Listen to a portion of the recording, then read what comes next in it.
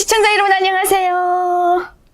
중고차는 유미카의 이유미입니다. 중고차나 꽃이 필요하신 분들께서는 저희 유미카로 이용해 주시면 감사하겠습니다. 네, 오늘은 서해바다로 9명의 가족을 직접 모시고 우리 대한민국으로 기순한 김이혁 씨를 초대했습니다. 소개 한번 해주세요. 안녕하세요. 김이혁입니다. 네. 오늘 이렇게 좋은 자리 마련해 주신 누님께 인사를 드립니다. 고마워요. 시청자 여러분, 북한에 대해서 네. 많은 궁금증도 있으실 것 같고 네. 방송상 다 얘기는 못 하겠지만 오늘 누님과 자연스럽게 이야기를 하면서 많은 이야기를 해보겠습니다. 네. 감사합니다. 근데 이제 온 지 1년도 안 됐는데 네. 이렇게 외모만 봤을 때는 북한 띠가 거의 없어요. 말투도 그렇고 억양. 그래요? 감사합니다. 근데 제가 좀 더 도움이 됐던 거는 부산에서 한국 분들하고 한가마밥 먹으면서 이불 잠자리도 같이 6개월 동안 똑같이 생활을 하면서 진짜 좋은 경험을 많이 했거든요. 부산에 왜 내려왔어요?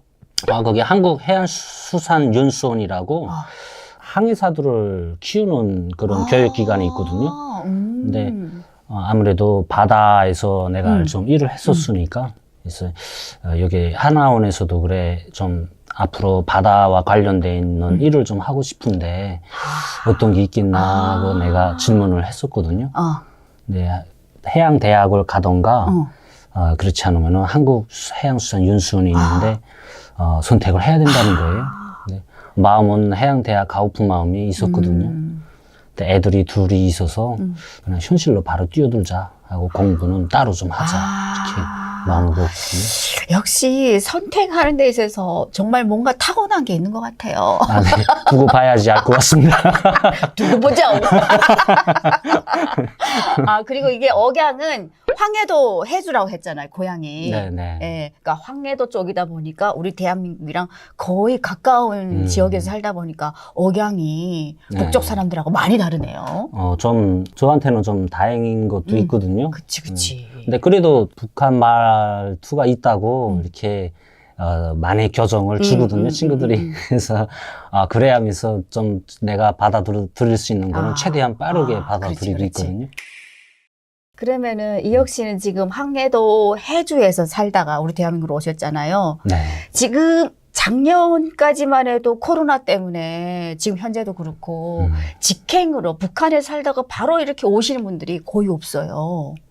정말 없거든요. 네. 우리 이혁 씨는 정말 특이한 케이스고 정말 또 운이 좋은 분이신 것 같은데 지금 현재 북한에 대한 사항부터 좀 알아보고 싶은데 현재 북한에서는 고난이 행군 때보다 더 살기 어렵다는 소문이 있던데 진짜 어려워요. 정신적으로. 정신적으로도 어렵구나.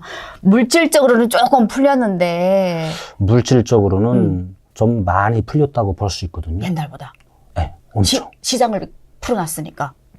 옛날에 당을 믿고서 나라에서 하던 일을 그대로 하던 선대 분들이 많이 굶주리고 돌아가신 분들도 있고 그 모습을 보아온 후대들은 수단껏 지금 자기 생활력을 키우고 있거든요.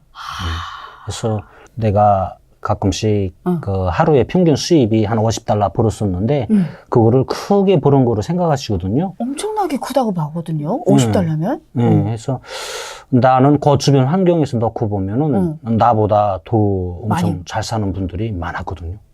친구들 중에도 진짜 이렇게 나도 저 사람들을 본받아야 되겠다 하는 그런 분들이 모델들이 많았거든요. 그러면 이렇게 잘 사는 분들은 굉장히 잘 살고 가난한 사람은 더 가난해지고. 농장원들 제일 불쌍해요. 농장원들. 나는 농장 환경도 보아왔고 도시 환경에서도 살아왔고 그다음에 돈 버는 그런 데서는 다 경험을 해봤거든요. 근데 진짜 안타까운 건 현재 우리 북한 농장원들 환경이면은 줄 것 같아요. 진짜 못 견뎠을 것 같아요. 그 정도로. 네, 그 정도로. 그러면 그분들이 농사하게 되면 그래도 쌀을 다루는 일이잖아요, 식량을. 네, 그렇죠. 근데 삼시세끼도 못 먹는다는 얘기예요? 삼시세끼는 먹는데, 그 질이, 그냥 죽지 못해. 짐승죽, 짐승죽. 짐승밥, 이 정도로. 네. 근데 아이고야. 농장원들 중에도 다 그렇지는 않지만은 거의 한 80% 정도, 그래서 7, 80% 정도는, 좀 눈 딱 감기거든요. 제가 보기엔. 근데 20% 정도? 그분들은 잘 살아요. 그 농장원들도. 네. 뭐, 혼자서 자체로 그 미꾸라지 양식, 뭐 비단개구리 양식, 그다음에 각종 단백질, 곤충들 양식, 보석 양식, 그다음에 삶, 약초 이런 양식들 전부 우리가 좋은 분들이 있거든요. 그분들은 뭐 진짜 연봉이 그래서 수천 달러씩도 벌거든요.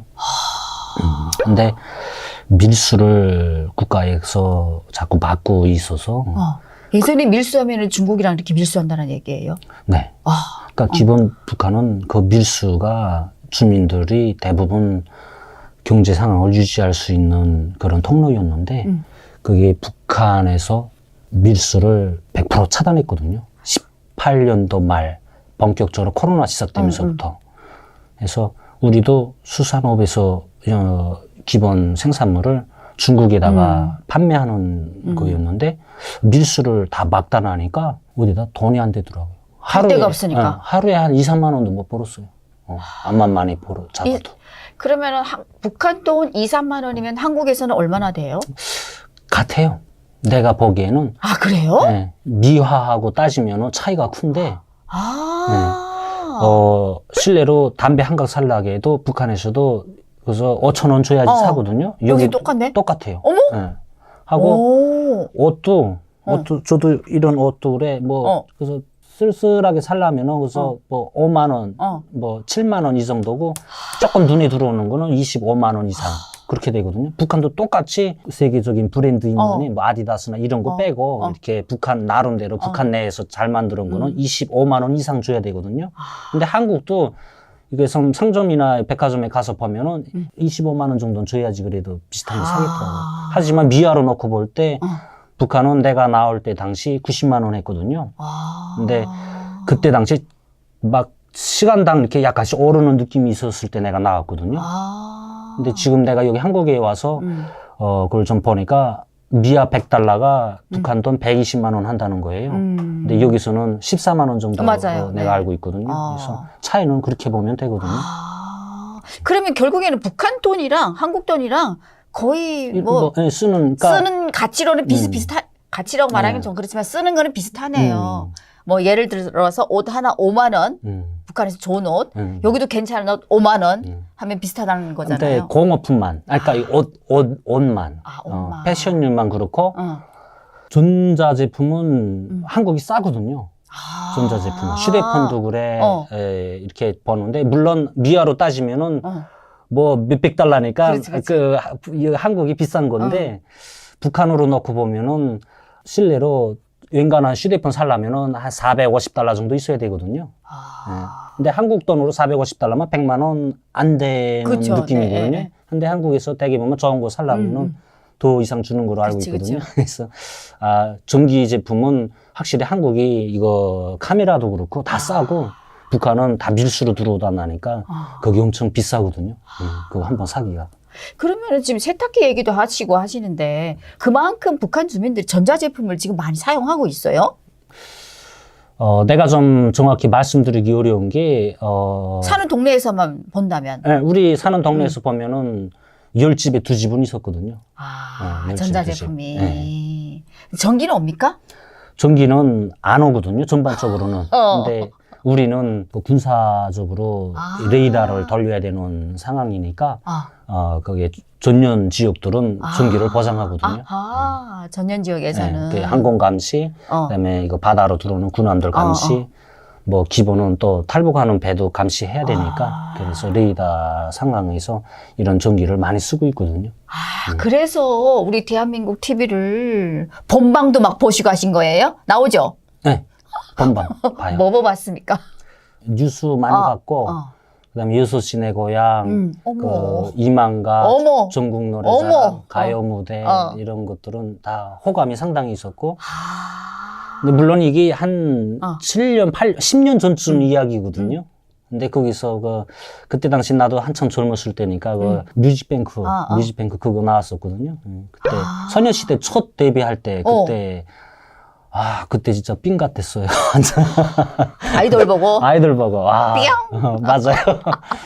가끔씩 프랑스나 이렇게 소유롭고 나라들 순회 공연할 때, 와, 진짜 대한민국 파워풀한 그러니, 문화 보고서, 야, 이거 같은 민족인데도 이렇게 하늘과 땅 차이로구나 하고 그런 걸 느꼈었거든요. 근데 이제 공연하게 되면은 북한이랑 우리 대한민국이랑 이게 공연하는 스타일이, 문화 스타일이 굉장히 다르잖아요. 예술 분야에서는 정말 다르잖아요. 네. 근데 북한 사람들은, 금방 오신 분들은 우리 대한민국의 아이돌 공연 같은 거 보게 되면은, 야, 저기 춤이야, 노래야, 지랄이야 이러거든요. 그거. 저도 처음에 그랬어요. 그죠? 네. 근데 그게 좋았다라는 거예요? 멋있었고? 네. 그러니까 처음에 호감도가 가요 무대나 전국 노래자랑 이런 쪽으로, 트로트 쪽으로, 그런 쪽으로 접하기 시작하면서 그러다가 이렇게 약간씩 이게 의식에서 변화가 생기기 시작하거든요. 예술 감각이 쭉 생기다가 나중에는 보면은 아무래도 나도 젊은 세대니까 젊은 친구들 나와서 와 이렇게 완전 청년들의 정열이 팍팍 느껴지거든요. 그거 보면은 하면 일하러 갈 때도 막 랩 같은 그런 노래들 무슨 뜻인지 알지도 못하며 혼자서 중중중하면 그러면 자연스럽게 하면 그런 시절이 있었어요, 진짜. 야. 근데 나도 지금 생각해 보면 자본주의가 발전할 수 있는 게 가능한 것 자기 개인의 능력을 발휘하라는 시스템이거든요. 그래서 북한도 인재는 많거든요, 내 생각에는. 많죠. 네. 그래서 그분들이 좀 시스템을 좀 바꿔만 줘도 얼마든지 큰 일들을 하지 않을까 하는 생각을 하고 있거든요. 그러면 또 그 예술은 예술이고, 아까 뉴스도 보셨다 하셨는데, 네. 뉴스에서는 또 우리 남자분들 같은 경우는 특히 우리 대한민국 뉴스만큼 정말 집중적으로 보거든요. 맞아요. 네, 정치에 또 관심이 있으니까 돌아가는 정세에 제일 막 이해가 안 되거나 충격적이었던 거 내용이 있다고 하면 대통령 탄핵하는 거. 그렇지, 충격이지. 충격이죠. 그래서 북한에서 북한 TV가 나올 때가 있거든요. 촛불 시위, 강우병보 하면서 막 나올 때 보면은 우리 대한민국을 비난하는 거죠. 네, 썩고 병든 사이다고 이렇게 보여주거든요. 하면은 썩은 사이기는 개뿔 대통령도 저렇게 할 수 있네. 그렇지. 우리는 아니 우리 김정은이 뭐 조금이라도 혼담했다가 뭐 이렇게 다들 무서워서 이런 거 해야 되는데 다 잡아가는데. 저건 뭐 진짜 대단한 사이다 하고 오히려 그런 느낌을 가지거든요. 근데 맨 처음에 탁 접했을 때는 솔직히 이게 우리 북한 사람들 보라고 대한민국에서 우정 보여주는 줄 알았거든요. 뭐 다 모든 게 다 북한처럼. 북한은 그 조선중앙TV 국영방송 하나가 딱 그 당의 유일 사상 체계에 맞게끔 해서 모든 게 다 각본이고 스쿨이거든요. 근데 한국에도 역시 그럴 것이다 하고 나는 생각했었거든요. 근데 아니 그거 다 각본으로 짜서 저희 나라 대통령 탄핵하는 거를 보여주는 게 조금 이상하다 했었거든요. 저거는 각본을 넘어서서 저거는 할 수 없는 거잖아요. 뭐 어디서 살인사건 난 것도 나고 교통사고도 계속 교통사고만 나는 거예요. 그래서 계속 보는 매일 교통사고 나네 하면서 계속 보다가 그 다음서부터는 이거 거짓말 아닌 것 같다 하는 느낌이 드는 거예요. 좋은 것만 아니라 나쁜 것도 알려주니까. 그래서 거기에서 가끔씩 이렇게 북한에 대한 정치적인 그런 다큐라든가 이런 게 나올 때가 있거든요. 하면 진짜 유심하게 보게 되거든요. 그러면은 이제 매일과 같이 교통사고 뉴스가 나올 때 차가 도대체 얼마나 많길래 저렇게 자꾸 교통사고 나나 이런 생각을 해본 적 있어요? 이미 대한민국이 자동차 만드는 산업이 수준급이라는 걸 알고 있었거든요. 어떻게 알고 있었어요? 정주영 회장님 때문에. 그 정주영 회장님이 북한에 트럭, 그 광물 나르는 트럭 그런 거를 선물로 줬던 적이 있었는데 그게 우리 집 앞에 중국이 가져가는 광물이 있었는데 북한은 그거를 자철광 값으로 팔고 있었거든요. 근데 내적인 말은 거기가 티탄이 같이 함유되어 있다는 거예요. 근데 내적인 말은 거기가 티탄이 같이 함유되어 있다는 거예요.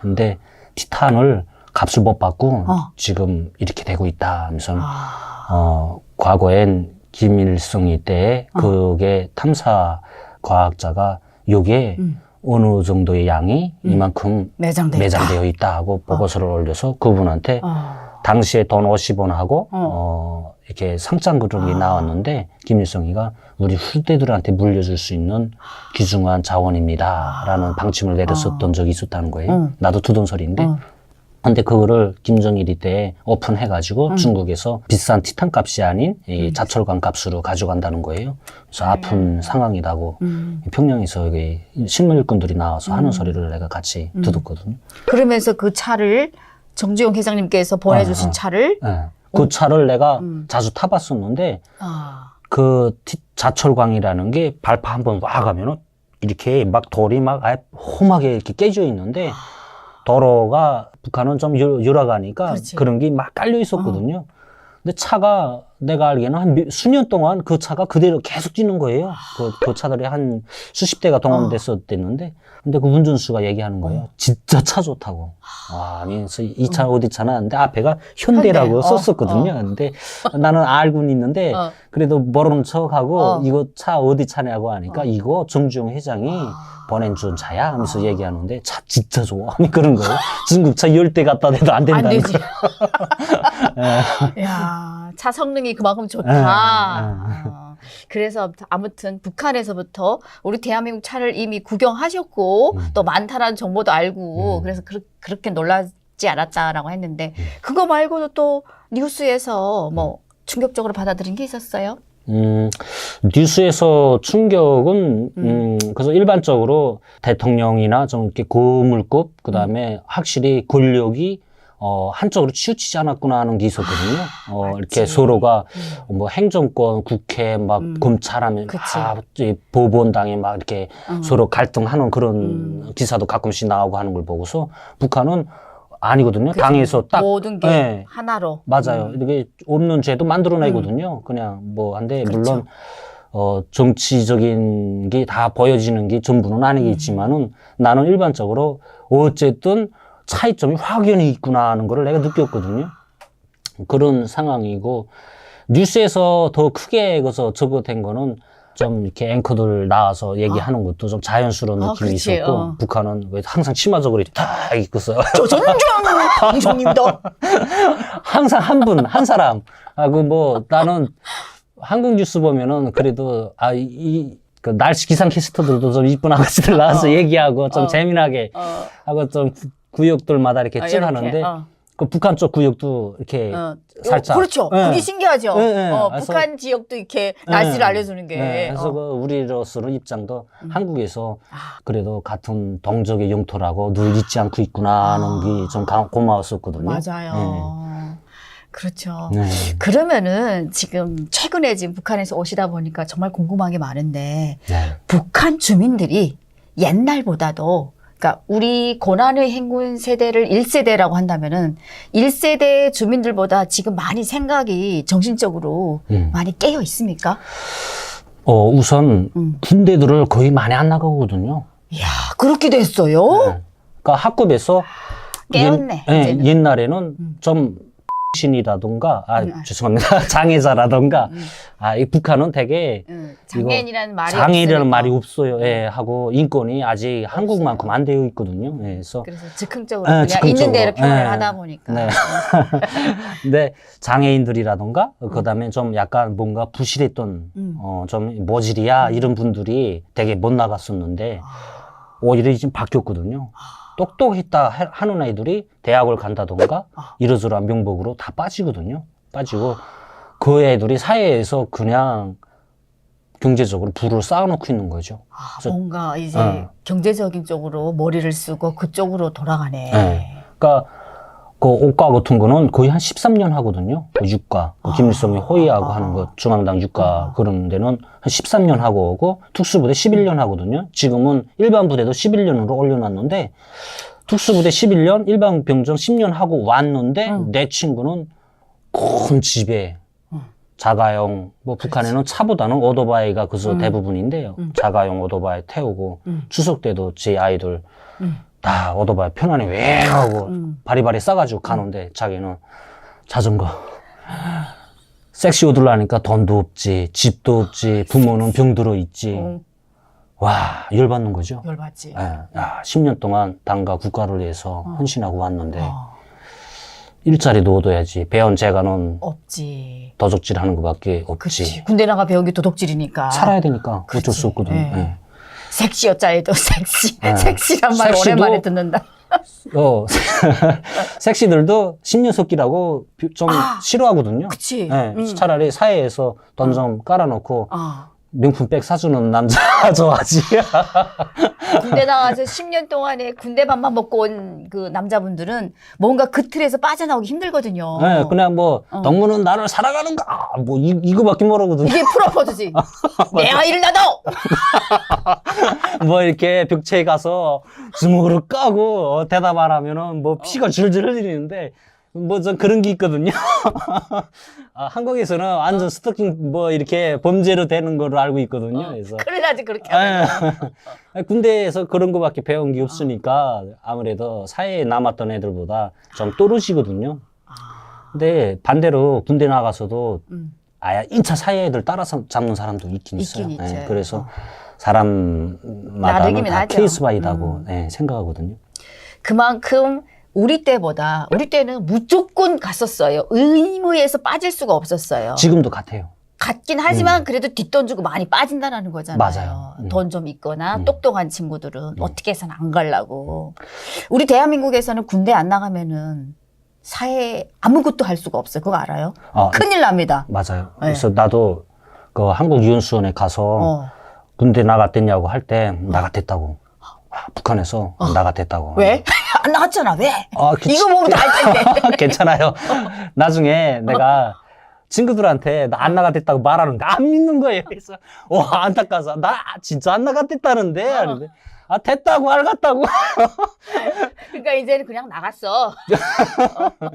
그래서 그 친구들한테 얘기를 했었거든요. 여기서 보니까 다들 군대 나갔다 와서 그 자부심들을 가지고 있는 거 보니까 나도 처음에는 좀 숨기고 싶은 게 있었거든요. 그래서 군대 안 나갔댔다고 얘기했는데 나 원래 부국에서도 사실 너무 솔직해서 장점이자 단점도 됐었거든요. 그치, 그래서 나는 뭔가 나에 대해서 저의 비밀을 안고 있는 것 자체가 나는 좀 싫구나. 부담이니까 나를 완전 오픈하고 배척하는 사람은 나도 배척하고 안 섞이면 되는 거고 그치.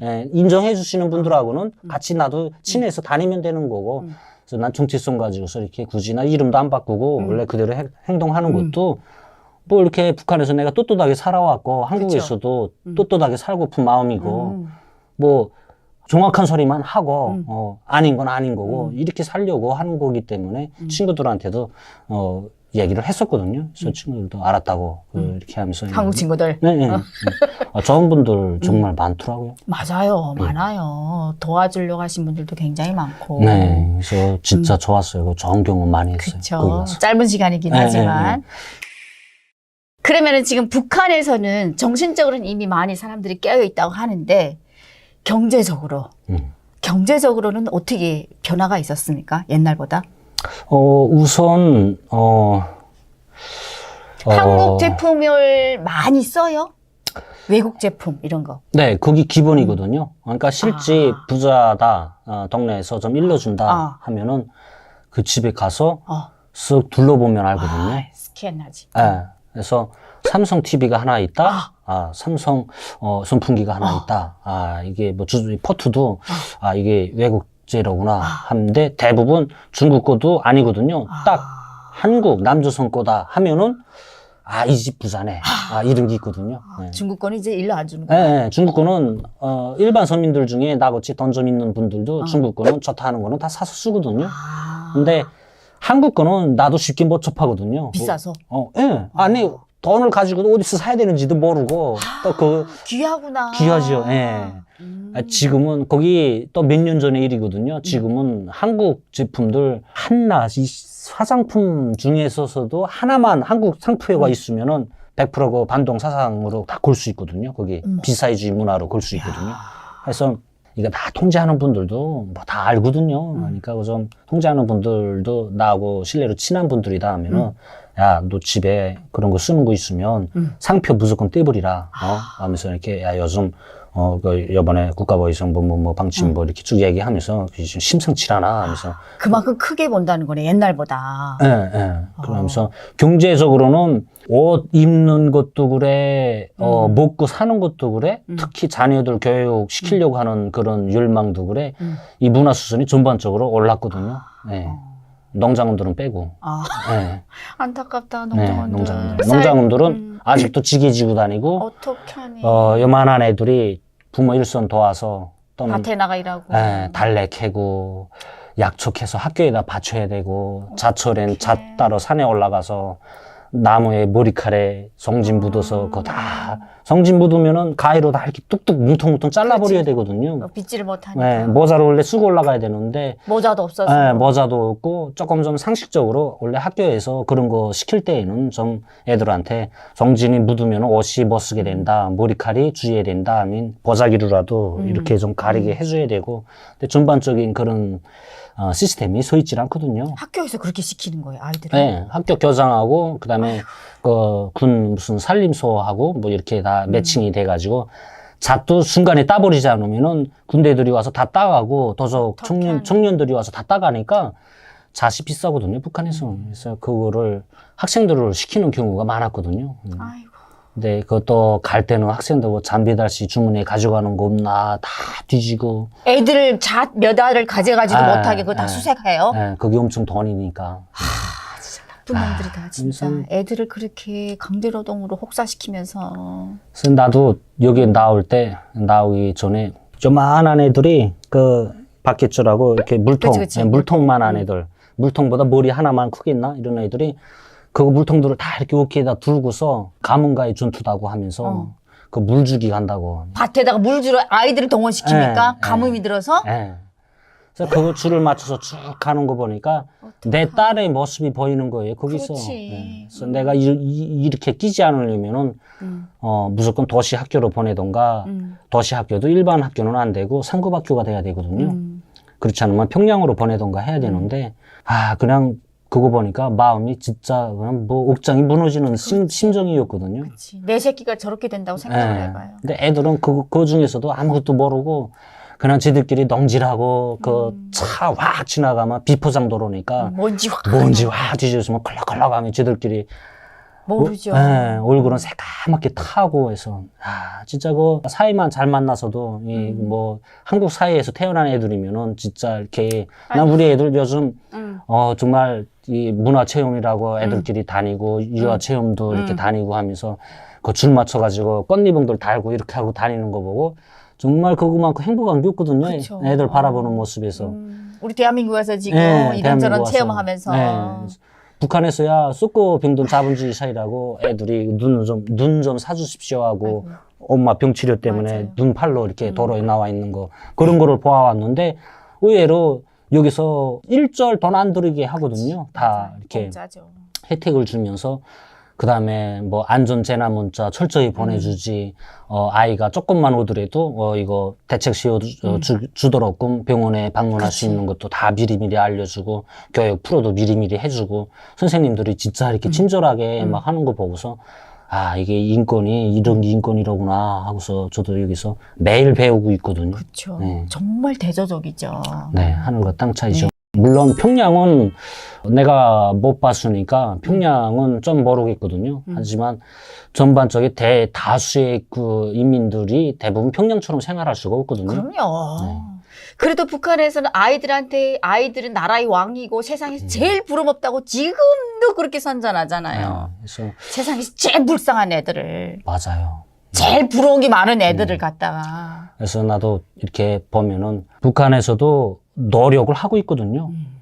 분명히 김정은도 그래 정책적으로는 아이들 교육 상태, 그다음에 이런 무슨 복지 시스템을 하느라고 노력하는데 그게 왜 말로밖에 될 수가 없나? 국가에서 실질적으로 경제적으로 그게 지원이 투자가 되면서 애들을 어떻게 해라, 교육 시스템을 어떻게 해라 이렇게 돼야 되는데 말로만 우리 당의 정책은 이러이러합니다 하고 계속 말로만 하니까 그걸 집행해야 되는 일꾼들은 황당한 거죠. 제 집에 삼성 TV 팔아서 할 수는 없거든요. 하니까 뭘 가지고 하라는 건지 이렇게 난처한 나라거든요. 참 빨리 적어도 빨리 무너지고 정말 저 불쌍한 우리 아이들을 우리가 빨리 통일을 해서 구원을 해줘야 되는 방법밖에 없는 것 같아요. 마음은 항상 무겁죠. 그렇죠. 그러면 또 제가 정말 궁금한 게 있는데 북한에 있을 때 우리 몇 년 전에 대한민국으로 왔다가 다시 넘어간 친구들 2명이 있어요. 있어요. 네. 그 소식을 북한에서는 알았습니까? 그게 코로나 때 맞아요. 한 19년도인가 네. 그때쯤으로 내가 알고 있는데 그분들은 통일로 나온 걸로 알고 있는데 우리는 소위거든요. 하고 북한은 우선 첫째로 탈북자가 있다는 것 자체를 대수로 숨기려고 하거든요. 네, 대수로 숨기려고 하고 나갔다가 들어온 분들은 공개하거든요. 반드시 공개했을 거라고 나는 생각해요. 그분들이 한국에서 이렇게 받아주지 않고 이렇게 잘 봐라 너희들 이런 식으로 반드시 했다고 나는 생각하는데 내가 모른다. 혹시 내가 어디 출장을 갔다던가 뭐 내 사적인 일로 그 방침이 매일 떨어지지 않고 잠깐 딱 떨어지면 그날 확 퍼치하고 그거를 뭐 자기 생계에 별로 관심 없는 분들은 그거를 기억하고 있다가 만나는 친구들마다 그 소리를 계속 전달은 안 하거든요. 이렇게 좀 한두 달 지나면은 그걸 다 까마득 잊어버리지. 그러면은 결국에는 크게 북한 내에서 이슈화를 안 시켰기 때문에 지금 모르고 있었던 거라고 보거든요. 정말 큰 이슈화를 하고 동네마다 강연 자료를 이렇게 돌리고 하면은 분명히 알았을 텐데 그러니까요. 예, 몰랐던 거잖아요. 네. 그러니까 그만큼 북한에서 조용히 처리를 했네요. 내 생각에는 그렇게 생각하거든요. 네. 네, 조용히 처리했다고. 참. 그러면은 지금부터 우리 동생이 어떻게 대한민국까지 오게 됐는지 요 이야기를 한번 스토리를 풀어가도록 할 텐데요. 대한민국으로 올 결심을 하게 된 계기는 뭡니까? 그게 한 10년 전쯤이거든요. 그런 생각을 아마득히 가졌던 적은. 10년 전부터 계획을 하고 생각하고 있었어요? 구체적인 계획은 아니었지만은 그냥 나갔으면 좋겠다. 나도 나갈 수 있었으면 좋겠다. 이런 마음은 좀 있었거든요.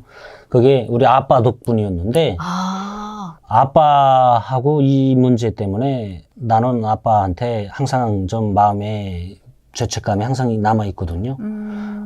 왜 그럴 수밖에 없었냐면은 나는 나름대로 농촌 환경에서 태어났지만은 거기서 열심히 공부를 진짜 공부밖에 안 했거든요. 그 해가지고 그 군 농촌 지역에서 당선돼가지고 또 군 쪽으로 모여서 거기서도 등수권에 순위권에 한두 명 뽑는데 들어가가지고 저쪽으로 또 순위권에 들어서 그 상급 학교라는 곳에 갔거든요. 예. 그래서 북한에서 공부 잘하는 아이들만 들어갈 수 있는 학교. 그러니까 뭐 공부를 못하면은 아빠가 노동당 간부라던가 빽이 좀 있던가. 그렇지. 예, 그런 데였는데 그거는 나는 순수 노동자의 자식으로 태어나가지고 순수 그렇게 올라갔거든요. 공부를 잘해서. 네. 그 학원에서도 또 이렇게 순위권 매겨가지고 또 추천한 게 마동이 정치대학 지금 명칭인데 과거에는 압록강 군사대학으로 되어 있었거든요. 네네. 거길 가게 이렇게 2명을 추천해서 지금 추천서를 냈는데 우리 아버지가 반대를 하는 거예요. 그래서 아버지한테 왜 반대하나 하고 얘기를 하니까 너 그 학교가 어느 학교인지 무슨 학교인지 정체도 모르고 섣불리 가는 게 옳다고 생각하냐 하고 얘기를 하는 거예요.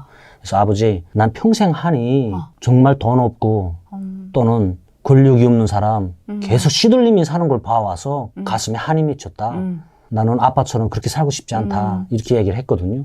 그러니까 아빠가 좋다. 그러면은 권력은 왜 가지고 재력은 왜 가져야 되고 그거를 물어보는 거예요. 저에게. 그러니까 그래도 남한테 밟히지 않으려고 가지지 않나. 그러니까 당국이 이용하는 게 이거라는 거예요. 옛날부터 마름이 지주가 되면 도한다고 해서. 그렇지. 일반 백성들이 그 개잘난 그 좀 칼자를 쥐었다고 하거든요. 그 가죽 한번 좀 더 계급혁명이라고 하죠. 그렇게 소중하게 차지한 그 계급혁명 한 거 그거를 붙들어 잡기 위해서 맹목적으로 충성을 하기를 지금 노린다는 거예요. 아버지 진짜 멋진 분이다. 근데 나는 그때 당시 아빠가 황당한 사람밖에 안 보였거든요. 그렇지, 그럴 수 있지. 네. 이렇게 출세할 수 있는 요만한 길이 지금 열렸는데 부모님이 그거를 막고 있으니까 진짜 그것만큼 분통했었거든요. 그렇죠. 당시에는 2년 동안 말도 안 했어요. 같이 밥 먹으면서. 네. 그래서 딱 아빠가 계속 뭐 아프진 않니? 뭐 이렇게 자꾸 이렇게 말을 시키거든요. 아마 예, 아니요, 여러 그러고서 끝났거든요. 단답으로. 네. 그래서 정당에는 내가 아버지를 니해할 때쯤에는 친할아버지가 이렇게 통탄하면서 너도 훗날에 똑같은 아들 한번 낳아서 낳아봐라. 당해봐라 이런 소리를 했었는데 자기가 지금 당하고 있다고 하는 거예요. 그 말도 듣기 싫은 거예요. 나는 그냥 했는데 훗날에 아빠가 돌아갔거든요. 우리 아빠가 돌아가고 그다음에 나중에 아빠가 없다 나니까 내가 그 아빠 빈자리가 느껴지는 거예요. 그렇지. 네, 그래서 그다음에 뭐 한국에 올 때 나도 아빠 묘 앞에서 와가지고 아빠 나 지금 한국 나가려고 마음 먹고 있는데 오기 전에. 네. 좀 도와주세요 하고 아빠한테 속으로 이렇게 술 한잔 부으면서 얘기를 했거든요. 하고 아빠 그 가기 한 달 전에 아빠 묘를 이장해가지고 그거를 이렇게 유골로 화장해가지고 이렇게 해서 이렇게 나왔는데 아버지 유골도 네. 같이 가져왔어. 네. 그냥 어머 세상에. 좀 그렇게라도 하는 게 조금이라도 좀 이 마음에가 좀 걸렸던 게 있어서 그래서 와 북한 땅에서 아예 씨까지 다 네. 몽땅 다 가지고 왔네요 결국에는. 네, 저희 직계 가족들은 근데 세상에. 물론 아버지 형제들이나 고모 이런 분들은 다 있거든요. 마음 같았으면요 다 데리고 나오면요 그렇지, 좋겠죠. 그렇죠. 근데 그러지는 못했어요. 그러면 이제 아버지 말씀에서부터 서서히 왜 맹목적인 충성을 하지 말아야 되는지를 알게 되었고 또 살아봤자 이 땅에서 살아봤자 그 미래가 없는 거를 알게 되었고 해서 나는 저기 건너편에는 대한민국을 꼭 가야 되겠다라는 생각을 하셨는데 나올 때 지금 본인 가족만 아니라 모든 가족을 직계 가족은 다 모시고 왔잖아요. 가정에 뭐 정말 설득하는 가정에 이런저런 일도 있었을 텐데 에피소드가 있다면 뭐가 있습니까? 아내가 나만 나가라고 할 때가 있거든요. 아내가. 당신만 가. 이렇게. 맞아요. 아이고, 이렇게, 그것도 자세가 밤바다 이렇게 뒹글하면, 아이고, 한국에 나가면 아름다운 아가씨들 많겠는데, 나가, 혼자 나가. 약 올린 거네. 이런, 나는 진지하게 얘기하고 네. 있는데. 솔직히 처음에 한두 번 그런 거 하니까, 격분한 거예요. 그렇지. 그래서, 진짜 확 혼자 나가버리고 말까 보다. 그런 생각도 하다가. 근데 아내가 네, 왜 그랬는지 나도 알거든요. 네, 이게 북한엔 솔직히 좀 비상식적인 행위를 하는 거를 무자비하게 탄압하거든요. 그러니까 정치적으로 탄압하는 거 빼고 실례로 살인을 했다. 요만한 용서도 없어요. 북한이. 그래서 보는 사람들이 속 시원하게 해버리거든요. 그치. 그 다시 범죄를 생각하는 놈들이 보고 꿈도 안 꾸게. 근데 한국에 오니까 달라요. 좀 그런 거예요. 말은 생략하겠습니다. 살인자도 인권이 있어서 변호사가 있습니다. 그러니까요. 그래서 가끔씩 보면 황당하네 하는 그럴 황당하죠. 때가 있거든요. 사람이 환경이 되게 달라지면은 초심을 잃는다는 소리가 있거든요. 그러니까 한국에 나가서 던전비품 좀 만진다고 하고 사람이 또 변해가지고 뭐 어디 술집이든 뭐 좋은 건 뭐 많잖아요. 자본주의야, 사회본주의. 유혹이 많죠. 많죠, 유혹. 네. 좋은 것이 아니고 나쁜 것이라고는 얘기 안 하겠어요. 사람마다 다 다르니까. 근데 그렇게 아내가 좀 말은 안 하지만은 여러 가지 이런 좀 변화를 생각했을 것 같아요. 그래서 내가 아내한테 나는 죽어도 살아도 단 한 명의 누락자도 없이 데리고 나가겠다. 무조건. 예. 안 나가면 안 나가지. 한 사람이라도 떨어지는 케이스면은 나는 안 나가면 안 나가지. 단 한 명도 나는 다 데리고 나가겠다. 라고 얘기했거든요. 그러니까 아내도 다시는 그런 놈 쓸데없는 소리 안 하더라고요. 진지하게 얘기하니까. 조금 좀 기분이 상했었거든요. 그래서 이거. 이게 생사가 달린 문제를 토론하려고 얘기를 했는데, 그래, 자기 혼자 갈 거면 가. 거기 가면 여자도 많대더라, 야. 하면서. 자기는 애들 데리고 살겠다고 그러는 거예요. 근데 나가다 죽을 수도 있잖아요, 사실. 그러니까. 그치. 아내도 좀 많이 생각이 있었을 거예요. 잠을 못 자는 거를 내가 느끼거든요. 나도 못 자고 있는데 나는 아무렇지 않고, 솔직히 이렇게 좀 불안정한 상황에서는 그 가장 또는 아버지라는 사람도 불안해하면은 가족들이 다 불안해할 수밖에 없거든요. 그럼요. 전쟁 때 지휘관이 어떻게 할 줄 몰라서 불안해하면은 병사들도 다 흩어질 수밖에 없거든요.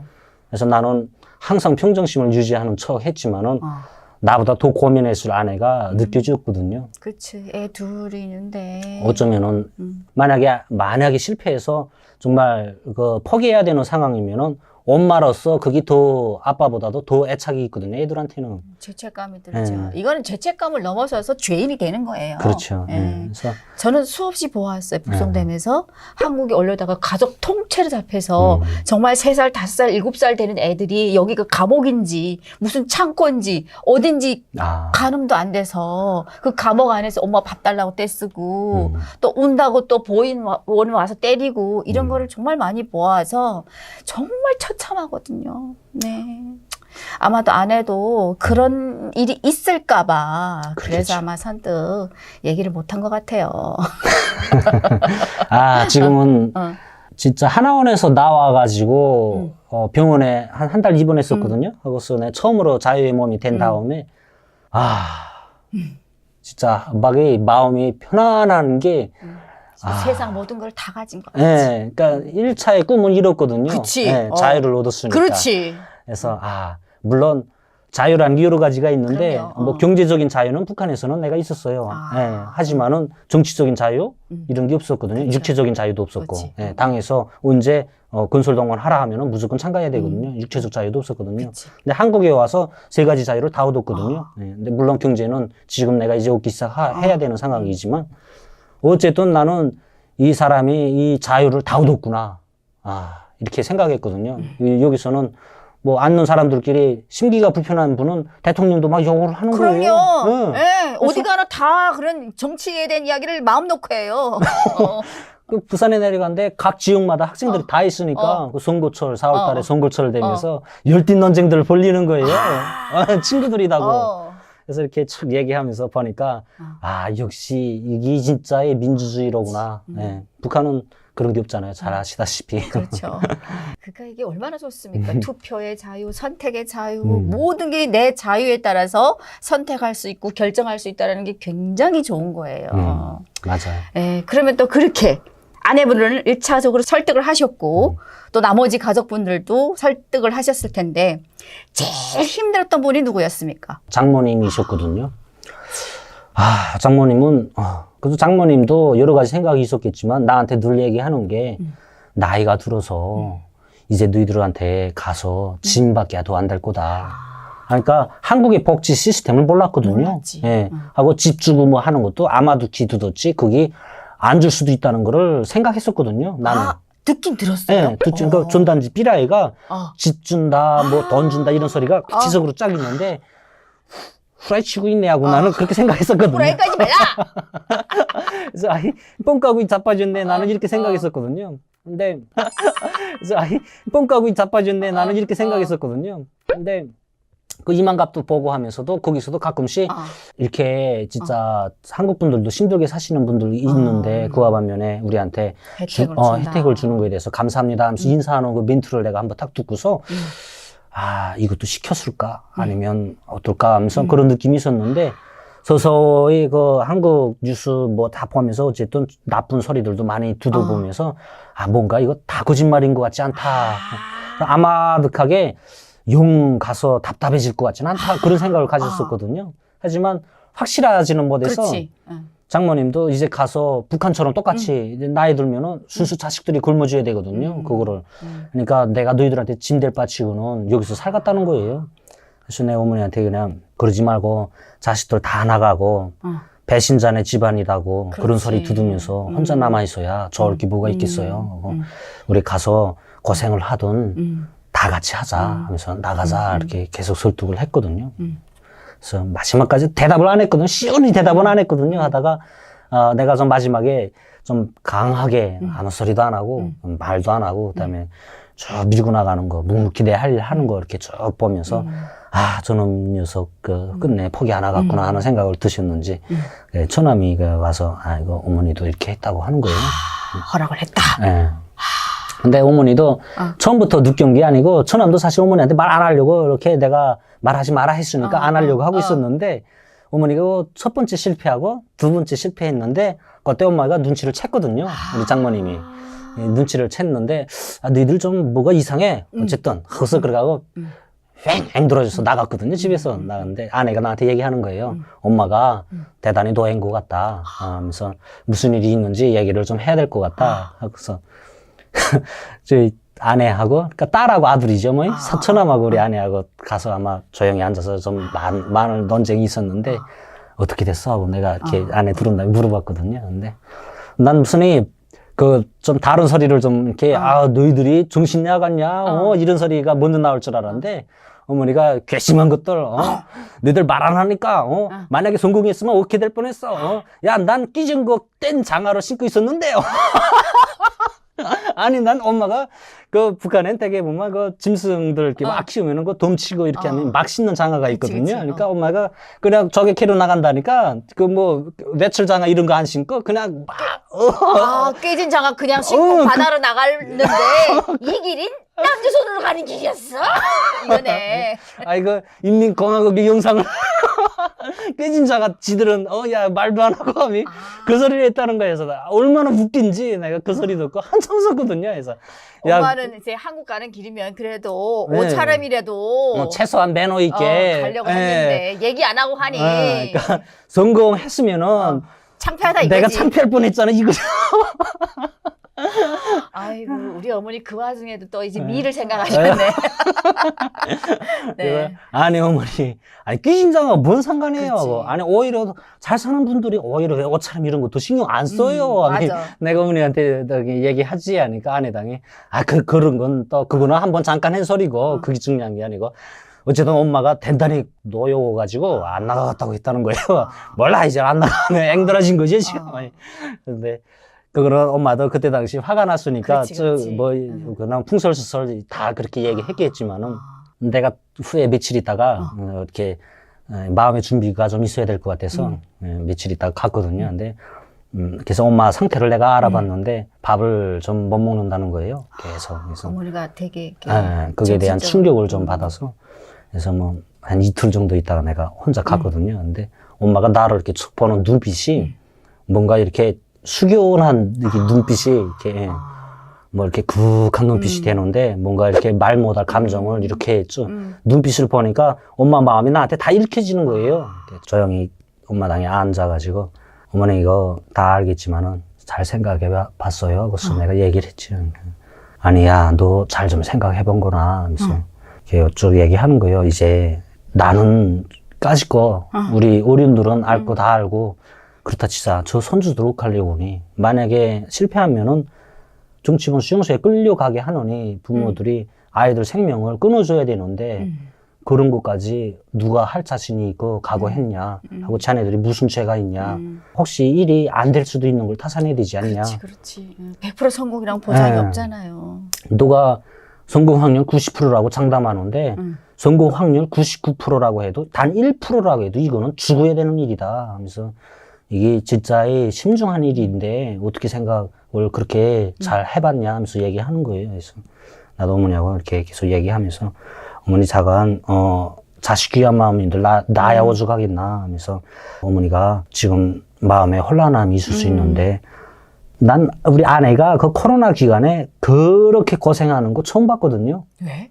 방역법이라는 게 그렇게 그 공포가 되면서 그 수산물 유통하는 게 방역법을 정치범으로 보게끔 되어 있었거든요. 그래서 숱한 간부들이 그것 때문에 다 끌려가고 옷 벗고 다 해임되고 하는 거를 내가 보아왔는데 아내가 지금 내가 돈을 못 버니까 그 아내가 지금 그 장사를 하겠다고 밤에만 해야 되는 일이고 일단 걸리면은 그게 문제시 되면은 그냥 바로 교화 10년 이상 들어가야 되는 거거든요. 근데 좀 분통한 거는 그 수산물을 그 한마디로 그 중앙당 8호 잘 아시다시피 그 8호 제품으로 올려가는 이런 수산 조직은 매일 만출항하는 거예요. 매일 먹고 푼 거 다 먹고 저희들은. 그래서 내가 진짜 기쁜한 게 우린 배까지 다 깨지는데 배가 진짜 내가 끌고 간 배는 그건 그 폐기하려고 했던 거지만은 그 북한에 남겨놓았던 배들은 좀 큰 배들이었거든요.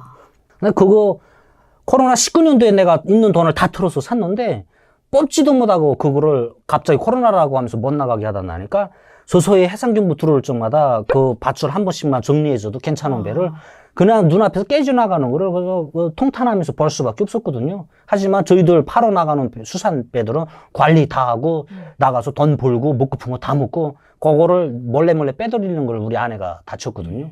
근데 그게 뭐 한 번, 두 번 하다가 그냥 걸리는 거예요. 검찰서에서 잡아채고 안전부에 잡혔다고 하고 막. 그러니까 밤에 나가서 몰래 지금 고기를 잡는 일을 했다라. 잡는 게 아니고 잡아가지고 들어온 그 파로가 몰래 그 주황당에 있는 상위 네. 1% 간부들만 먹는 고기를 걔네가 잡지 않으니까 네. 수산물을 잡은 노동자들 거 네. 몰래 뒤로 빼는 걸 받아다가 장사를 했네. 그러니까 거기에 활동하는 게 대부분 군부대였는데 군인들이 10년 동안 군사복무가 이 안에 수산물 공급해주고 하는 조직이거든요.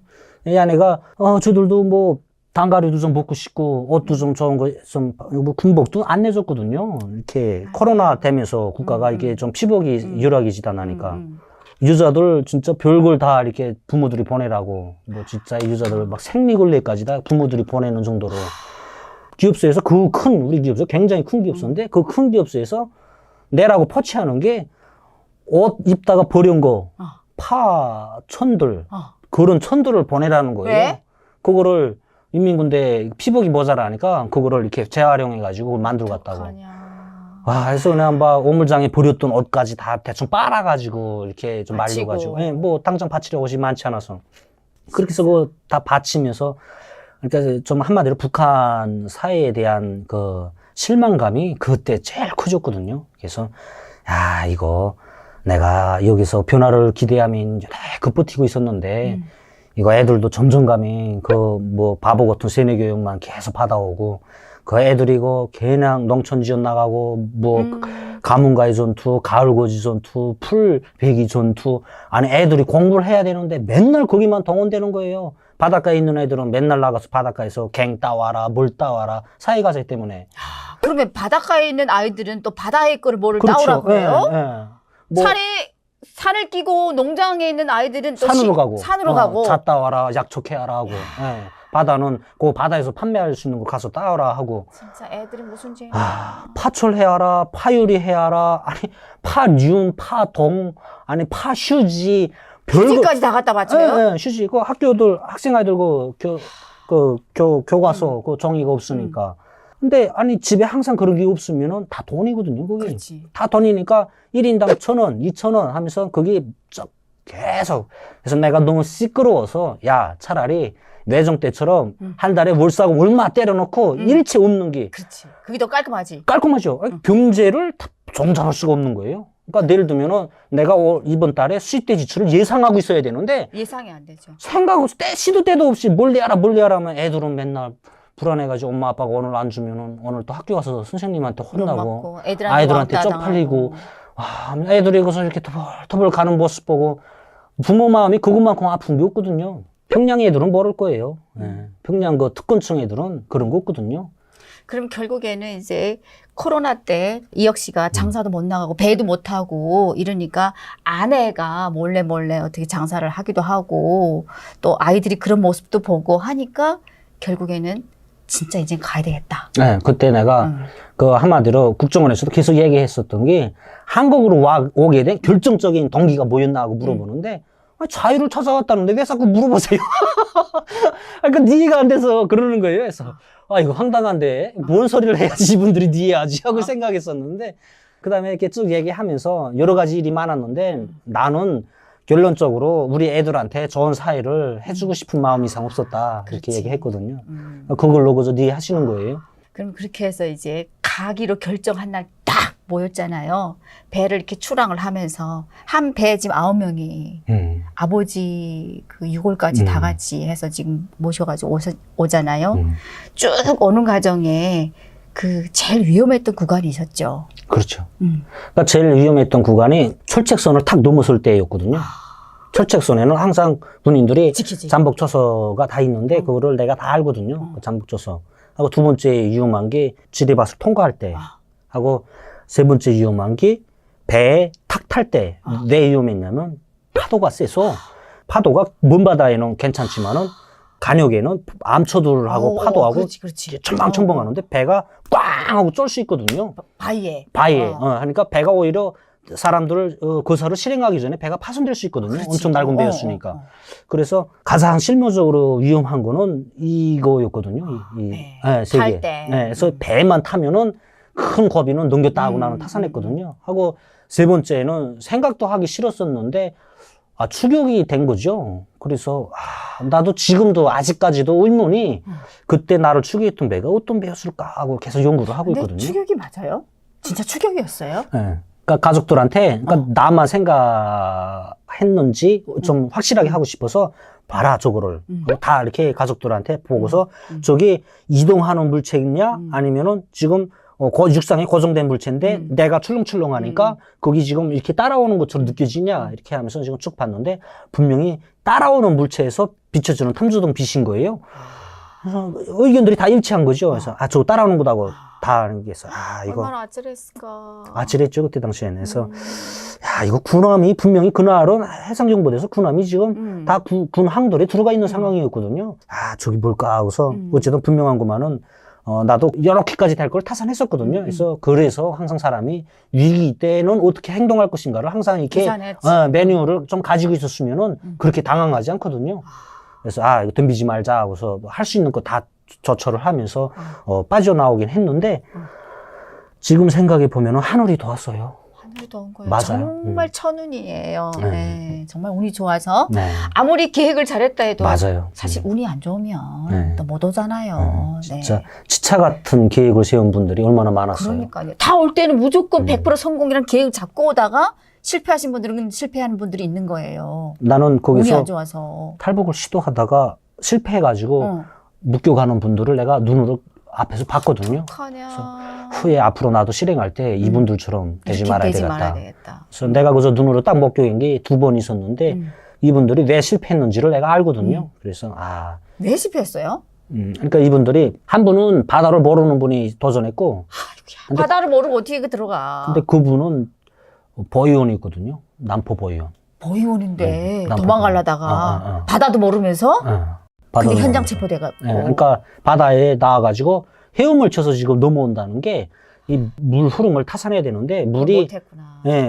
여기서 저게 한국이 보인다 해도 물이 이렇게 흐르는 것 같아도 이렇게 흐르다가 이렇게 거꾸로 올 때도 들어오죠. 있거든요. 네. 이게 물속 안에 땅 지형도 알아야 되는데 이분이 그냥 물은 저쪽으로 분명히 흐르고 그다음에 거리는 가까워 보이니까 도전한 거죠. 젊은 분이었으니까. 그러다 밀려 들어왔네. 그다음에 바다에서 표류된 거죠. 물살이 바뀌면서 웽층 같은 데로 흘러 내려가다가 오선이 구조한 거죠. 오선이 구조했는데 그 사람이 차라리 그냥 나 바다 뱃사람이었는데 이렇게 떨어졌다 이렇게만 말했어도 되는 걸 거기다가 이 보위원 그 신분증을 보여주면서 나를 저 섬 앞에다 태워다 달라 했거든요. 그러니까 그 섬이 그 한국 섬 앞에 있는 북한 그 섬이었는데 무인도 비슷한 섬이었는데 군인들이 있는 섬이긴 했거든요. 그러니까 거기까지만 가서 거기서 또 헤엄쳐 나가려고 했었나 봐요. 거기까지 태워다 달라니까 시끄러운 거죠. 기껏 구원해줬더니 뭐 또 기름값은 누가 내고 저기까지 태워다 달라고 하니까 그 다음에 이렇게 말을 해보니까 좀 이상한 거예요. 이 사람 오부들이 보기에는 하니까. 그래서 신고를 했구나. 네, 그게 아니고 그냥 그 해안 경비대로 끌고 들어간 거죠, 배를. 들어가서 이 사람 내가 바다에서 건졌는데 무슨 개똥 같은 소리나 하고 있다고 하면서 좀 조사해봐라 하고서 지금 가고 말한 거죠. 그러니까 꼼짝없이 잡힌 거죠. 그래서 해양 경비대 그때 포상받고 굉장하죠. 아무튼 그렇게 해서 위험한 위기를 넘기고 우리 대한민국 국군을 만났을 거 아니에요. 처음에 국군을 딱 만났을 때 그 기쁨은 또 어디다 말하겠습니까? 어디다 말할 그렇죠. 거 없이 정말 좋았을 텐데 딱 만났을 때 어땠어요? 진짜 살았다 하고 만세가 저절로 나오는 거예요. 예. 물론 그분들은 못 들었을 건데 파도 소리도 있고 기관 소리도 있고 해서 살았다. 그렇죠. 예. 그다음에 해냈다. 예스라는 말이 저절로 들리는 거죠. 내가 기억해냈다. 우리 식구 다 살렸다. 그렇죠. 그래서 그다음에 해군 군함들 이렇게 쫙 굉장한 거죠. 이렇게 고속정들 막 돌고 막. 그 큰 군함 한 배가 멀리서 탐조등으로 딱 초점 맞추고 그다음에 작은 배들이 이렇게 전투 태세하고서 쫙 접근해가지고 이렇게 저 알아볼까 알아보고 정당에는 다 탔거든요. 그게 다 타고 쭉 군함에 이렇게 다 앉아서 있는데 군함에 이렇게 안내해서 좀 편안한 그런 방에 이렇게 앉아서 있는데 멘트가 그분들이 하시는 멘트가 그 안에서 지금 함대 사령부하고 지금 통신하는데 야 그분들 건강 상태 좀 체크해봐라 하는 거예요. 그래서 진짜 뭉클한 거예요. 그 소리 들으니까. 그래서 내가 그분을 이렇게 대학에 두고서 혹시 지금 이게 좀 몸이 불편한 분들 얘기하시라고 하는 거예요. 그래서 멀미하면서 이거 뭐 어머니당이 뭐 다 토하고 아이들은 뭐 거의 실신 상태였거든요.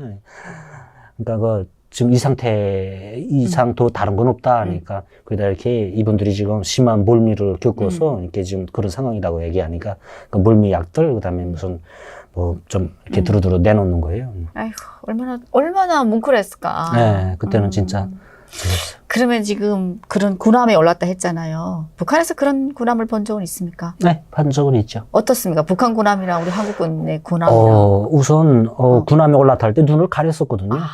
가리고 대부분의 조사 과정에 이동할 때 눈을 다 가리고 이동했거든요. 그래서 보지는 못했는데 기본적으로 나는 한국 군함을 오히려 언제 많이 보냐면은 북한에 있을 때 작업을 하면서 쌍안경으로 이렇게 보거든요. 이렇게 쭉 보면은 망원경으로 매우 가까이 오거든요. 그 북한 NLL이라는 게 뭐 북한하고 너무 가까우니까 쭉 보면은 확실히 한국 군함은 밖에 보이는 사람이 없거든요. 밖에. 군함 밖에 보이는 사람이 없어요. 예. 북한은 홀딱 조져요, 쪼라로. 배가 고속으로 가면서 모서리 수동으로 막 뭐 수기로 막 이렇게 한 신호하고 막 모든 조정 체계가 다 수동이거든요. 하니까 그 배는 그 파도에 올라탔다 깍 내리치니까 파도를 아예 다 뒤집어 쓰거든요. 하니까 총을 맞아도 북한은 가판위에 그렇게 수동으로 있다 나니까 인명 피해가 굉장할 수밖에 없거든요. 그래서 그 연평해전이 그 참가하셨던 분들도 말씀하시는 게 발칸포 한국 배에서 발칸포 쏘는데 배가 그냥 동강 난다는 거예요. 그놈들 총이 그렇게 무서운 줄 처음 봤다고.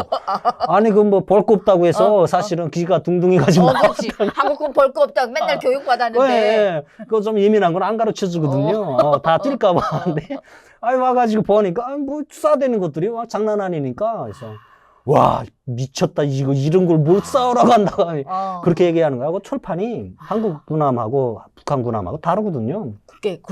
굵기도 그렇고 재질도 그렇고 철판이 잘린다는 거예요. 북한 군함은 총 한 방에 걔 안에 그 우르르 쏘는 게 그냥 북 잘라버린다는 거예요. 와 그 소리도 들으니까 앞으로 전쟁이 일어나면 해군이 제일 많이 죽 것 같구나. 해군이. 해군 눈 뜰 자리 떴거든요. 그 조그만 놈이 배에 있어. 어디 뛰어도 배에 침수되면 끝장나니까 해서 아이고 북한 해군이 제일 불쌍하구나 하고서. 그러면 연평해전 때 그 해주에도 그런 소문이 돌았어요? 네. 그렇게 타격이 많이 받았다는 거를? 그때 시신이 진짜 많이 떠밀려 와서 오부들이 그 시신을 건졌거든요. 건졌는데 쌓고 그 시신 쌓고서 거기다 최대한 옷도 벗고 이렇게 해서 가려가지고 이렇게 해가지고 이렇게 끄지고 들어왔는데 아니 뭔 잘못이에요. 그러니까. 다 똑같은 한국도 그래 북한도 그래 아무것도 모르는 그래서 다 일반 우리 소중한 아들 딸들이고 다 그런 애들인데 뭐 북한 같은 경우에는 분명한 것만은 세뇌를 많이 당하다 나니까 정신 내 목숨이 국가의 존엄이나 운명보다 귀하지 않다 이런 거를 알고 있거든요. 다 그렇게 알고 있거든요. 그리고 목숨을 바치는 게 영광이다 뭐 이런 거를 하니까 내 말뜻은 북한의 지도층하고 한국의 지도층하고 놓고 볼 때 한국의 지도층이 수를 하나 두려면은 야당이 있고 국민들이 반대표가 있지만 북한은 주민들은 이거 아닌데 해도 나가야지. 수를 쓰면은 그게 당하는 수밖에 없거든요. 하니까 북한 지도자들은 오히려 다른 나라 대통령들이 좀 부러워하지 않을까 하는 생각이 들거든요. 와, 진짜 온 나라 유자는 다 제 거야. 말 한마디만 다 돼. 뭐, 이런 대통령이 어디가 있겠어. 그래서 좀 위험한 상황이죠. 아무튼 그럼 또 다시 돌아와서 그 연평해전 이야기는 나중에 또 뒤에서 기회가 되면 나중에 좀 듣도록 하고요. 그렇게 우리 국군을 만났잖아요. 네. 가족 모두 이동해서 어디를 먼저 갔습니까? 함대 사령부가 아마 평택에 있는 걸로 알고 있는데 눈을 가리고 들어가서 평택인지 인천인지는 내가 모르겠거든요. 근데 그래서 인천 쪽으로 들어간 걸로 알고 있거든요. 근데 거기서 이렇게 군 합동 수사본부 이렇게 군부에서 먼저 우리를 조사했거든요. 거기서 한 이틀 정도 있는데. 이틀 있었어요? 네. 그래서 이틀 동안 정도 있었는데 도시락 뭐 이런 거 배달해서 오고 뭐 대시록이면 일반인 출입금지 위수구역 이런 데였으니까 거기서 뭐 제일 좋았던 거는 각각 이렇게 물론 독방울 다 쓰고서 이렇게 왔다 갔다는 못하게 조사가 끝나는 기간에. 식구들 다 갈라. 예, 그렇게 되어 있었는데 애들이 계속 좋아하는 거예요. 아니, 지금 이분들은, 한국 분들은, 조사하는 분들은 간첩이 아닌지를 우선 조사해야 되거든요. 1차적으로. 예. 그러니까 이분들은, 우리하고 조사하는 분들은 좀 신경이 아무래도 다 예민해 있고 뭔가 진지하거든요, 다. 근데 그 진지한 분위기를 우리 애들이 지금 다 깨고 돌아치고 있는 거예요. 아빠! 좋아! 뭐 맛있는 것도 먹고! 아니, 좀 더, 새로운 세상에 왔으니까 신기하지. 네. 더 바빴던 거는 복도에서 지금 노래를 부르는데 노래소리를 가만히 듣어보니까 김정은이 찬양가를 부르고 있어요. 무슨 노래를 불렀대요? 무슨 백두산을 가리라 그런 노래 불렀었던 것 같아요. 그래서 배운 게 그거니까. 그러니까요. 예. 바빠서 바닥 일어나가지고 내가 튀어나갔거든요. 원래 못 나가게 돼 있는데 반사적으로 튀어나갔거든요. 얘들아, 이거 부르면 안 돼. 맞아요. 막 진짜 그러신 적으로 그러니까 그 조사하는 분은 맥이나 해가지고 보는 거예요. 애들이. 무슨 노래 불렀는지도 모르고, 아니, 애들이 무슨 노래 부를 수 있지 하는 거예요. 괜찮다고 놔두라고 하는 거예요. 근데 그러면 그런 노래를 만약에 국정원에서, 아니, 그 군인들이 들으면 뭐라고 할 줄 알고 애들을 많이 그렇죠. 했어요. 어디서 그런 노래 부르냐. 북한을 찬양하는. 나는 그런 북한 같은 마인드가 있었으니까, 이거 뭔가, 이거 좀 매너가 잘못된 거로 생각했었거든요. 근데, 조사하시는 분들은 그 애들이 무슨 노래 불렀는지도 모르는 거예요. 놔두라고 애들이 그럴 수 있지요. 하면 그러는 거예요. 그래서, 참. 2번 그런 일 당했어요. 거기에서 한 번, 그 다음에 서울로 올라와서 서울에서도, 국정원 일반적으로 가는 조사원이 아니고 좀 그런 데서 좀 따로 한 보름인가 또 조사를 받았었는데 그쪽에서 또 조사하는데 또 애들이 나가면 그런 노래 같지도 않는 노래를 부르고 돌아다니고 있어요. 그러면 아이들도 그렇고 가족 중에 또 어머니들도 시어머님 또 장모님 다 모시고 왔잖아요. 네. 어머니들이 그때 당시 심정은 어떤 심정이었을까요? 그래서 가만히 보니까 어머니들이 좀 오히려 걱정을 좀 많이 하고 있었던 것 같아요. 왜요? 이제 나가서 어떻게 살까. 또 먹고 사는 생계 걱정하셨네. 안 해도 되는 거. 지금 나와서 우리 어머니는 탁구 동아리라고 그 어르신들하고 친구들이 돼가지고 탁구 쳐요? 네, 탁구 잘 치시거든요. 대박이다. 전화 가끔씩 나도 자주는 못 드리는데 가끔씩 전화 되면 나 지금 탁구 쳐야 돼. 계속 그런 모습이 있는 거예요. 그래서 또 어디냐 하면은 지금 어느 산에 지금 이렇게 동아리 회원들끼리 이렇게 산에 지금 등산 왔다고 하는 거예요. 그래서 아이고 참 좋은 세상이셨네요. 네. 북한에 있었으면 언제 탁구 언제 쳐요. 네. 맞아요. 그럼 그렇게 해가지고 이제 국정원을 들어갔을 거 아니에요. 네. 또 조사받는 과정에 또 정말 충격이구나, 신기하게 느껴졌거나 아무튼 여러모로 어떤 생각이 들었습니까? 북한에 대한 일절 언급을 안 하더라고요. 북한에 그래요? 대한 소리를 아예 안 하더라고요. 그러면 할 줄 알았어요? 난 할 줄 알았죠. 그러니까 우선 붉은 물을 좀 빼주느라고 자본주의 사상도 좀 교육해주고 너희 김일성이가 이런 놈이다. 뭐 김정일이 이런 놈이다. 뭐 이런 교육 프로가 좀 있을 줄 알았는데 북한처럼. 그냥 아무런 생각은 내가 무슨 소리를 해도 안나 신경 안 쓰는 거예요. 난 그거 보고서 와, 이 진짜에 이런 사회가 다 있구나. 난 오히려 그거 북한 공산주의 나쁜 놈들 그 얘기할 줄 알았는데 아무 소리도 안 하는 거예요. 이 역시 나가서 그래서 행복하게 살라고 이런 소리만 자주 하지 아무 소리도 안 하는 거예요.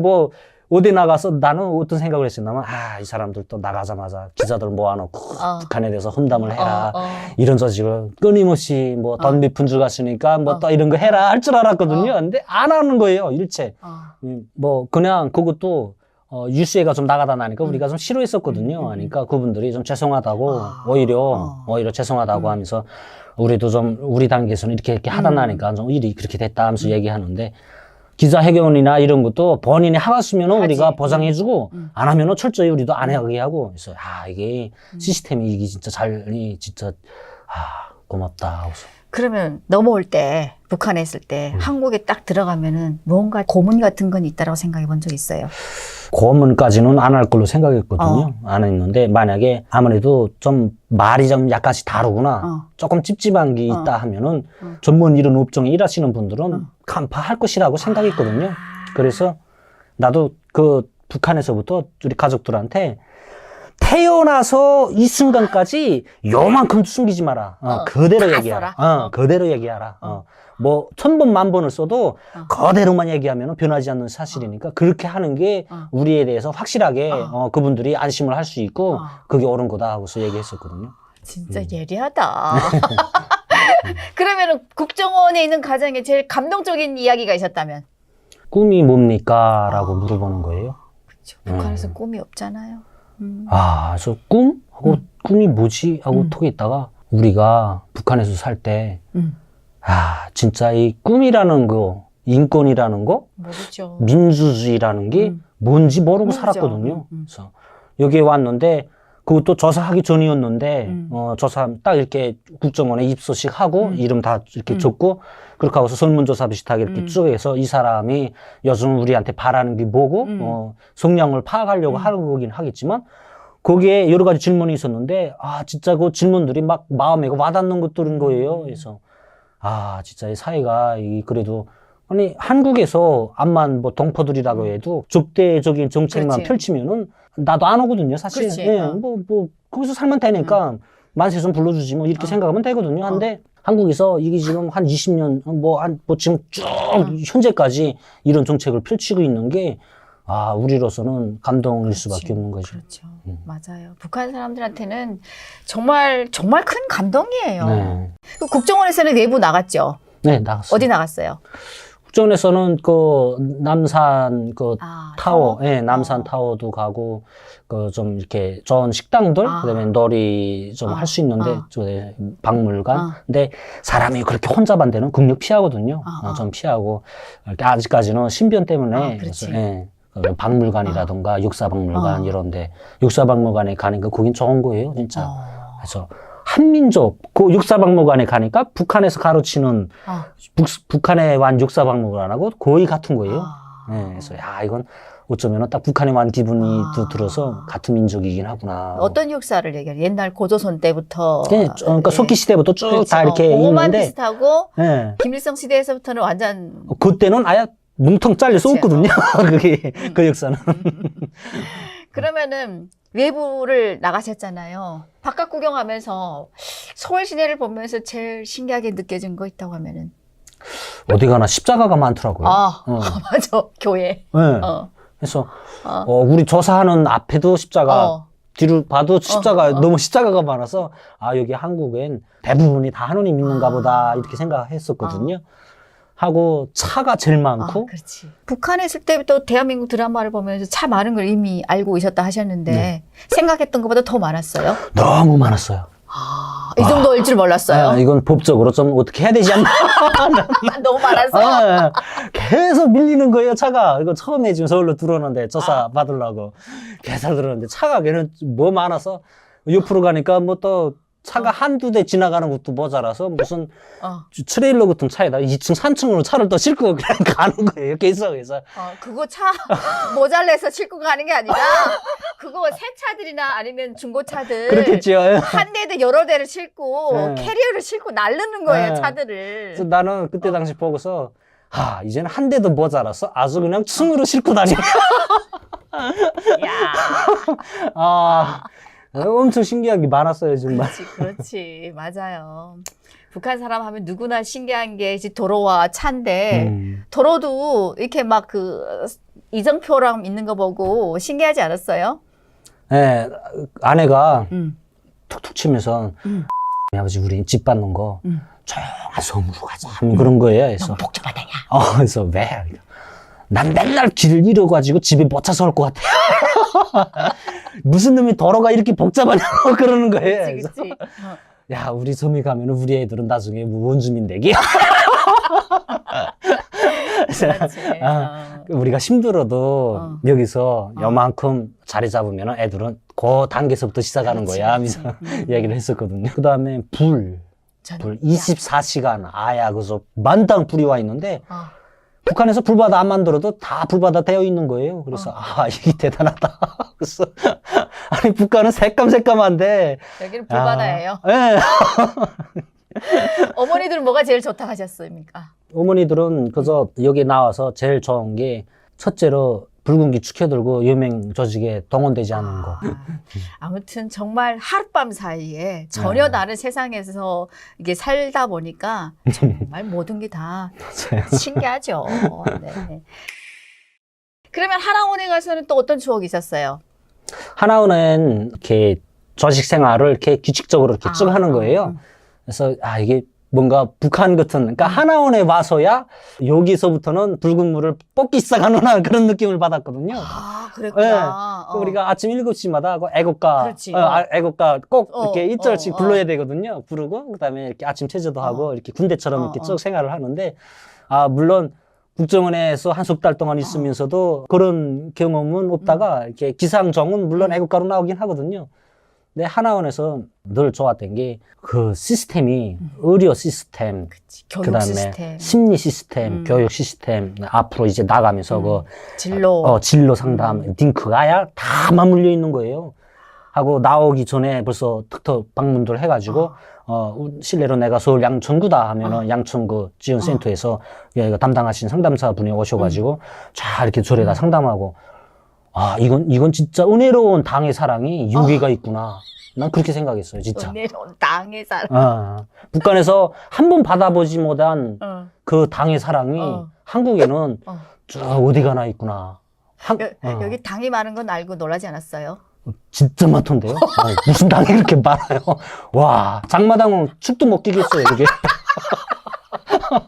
와, 나 선거 여기 와서 당 명세표 쫙 찍어서 읽어보다가 미쳤다. 이 대통령도 못 해먹겠다. 이렇게 당이 많아가지고. 그래서 북한 대통령은 진짜 편안하겠다 하고 노동당 그거 하나 있었어.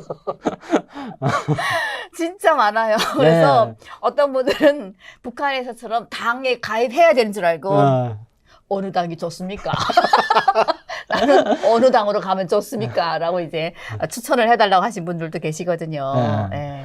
그만큼 여긴 당이 많아서 북한 사람들한테 정말 혼란스러운데 그 또한 내가 가고 싶으면 가고 당에 가입하고 싶으면 입당을 하는 거고. 근데 신기한 게 그 비밀이던데요? 선거하는 거, 어디다 투표했다는 거. 그렇죠. 나는 그 부산에 가가지고 아무것도 모르니까 친구들하고 이렇게 말하는데 넌 어디다 투표했냐 하고 말하면은 난 어디다 투표했어 하고 그냥 말하댔거든요. 근데 그 옆에 있는 친구가 쿡쿡 찌르는 거예요. 쿡쿡 찌르면서. 그래서 이놈이 왜 자꾸 찔러? 하고서 했는데 나중에 말하는 게 말하지 마.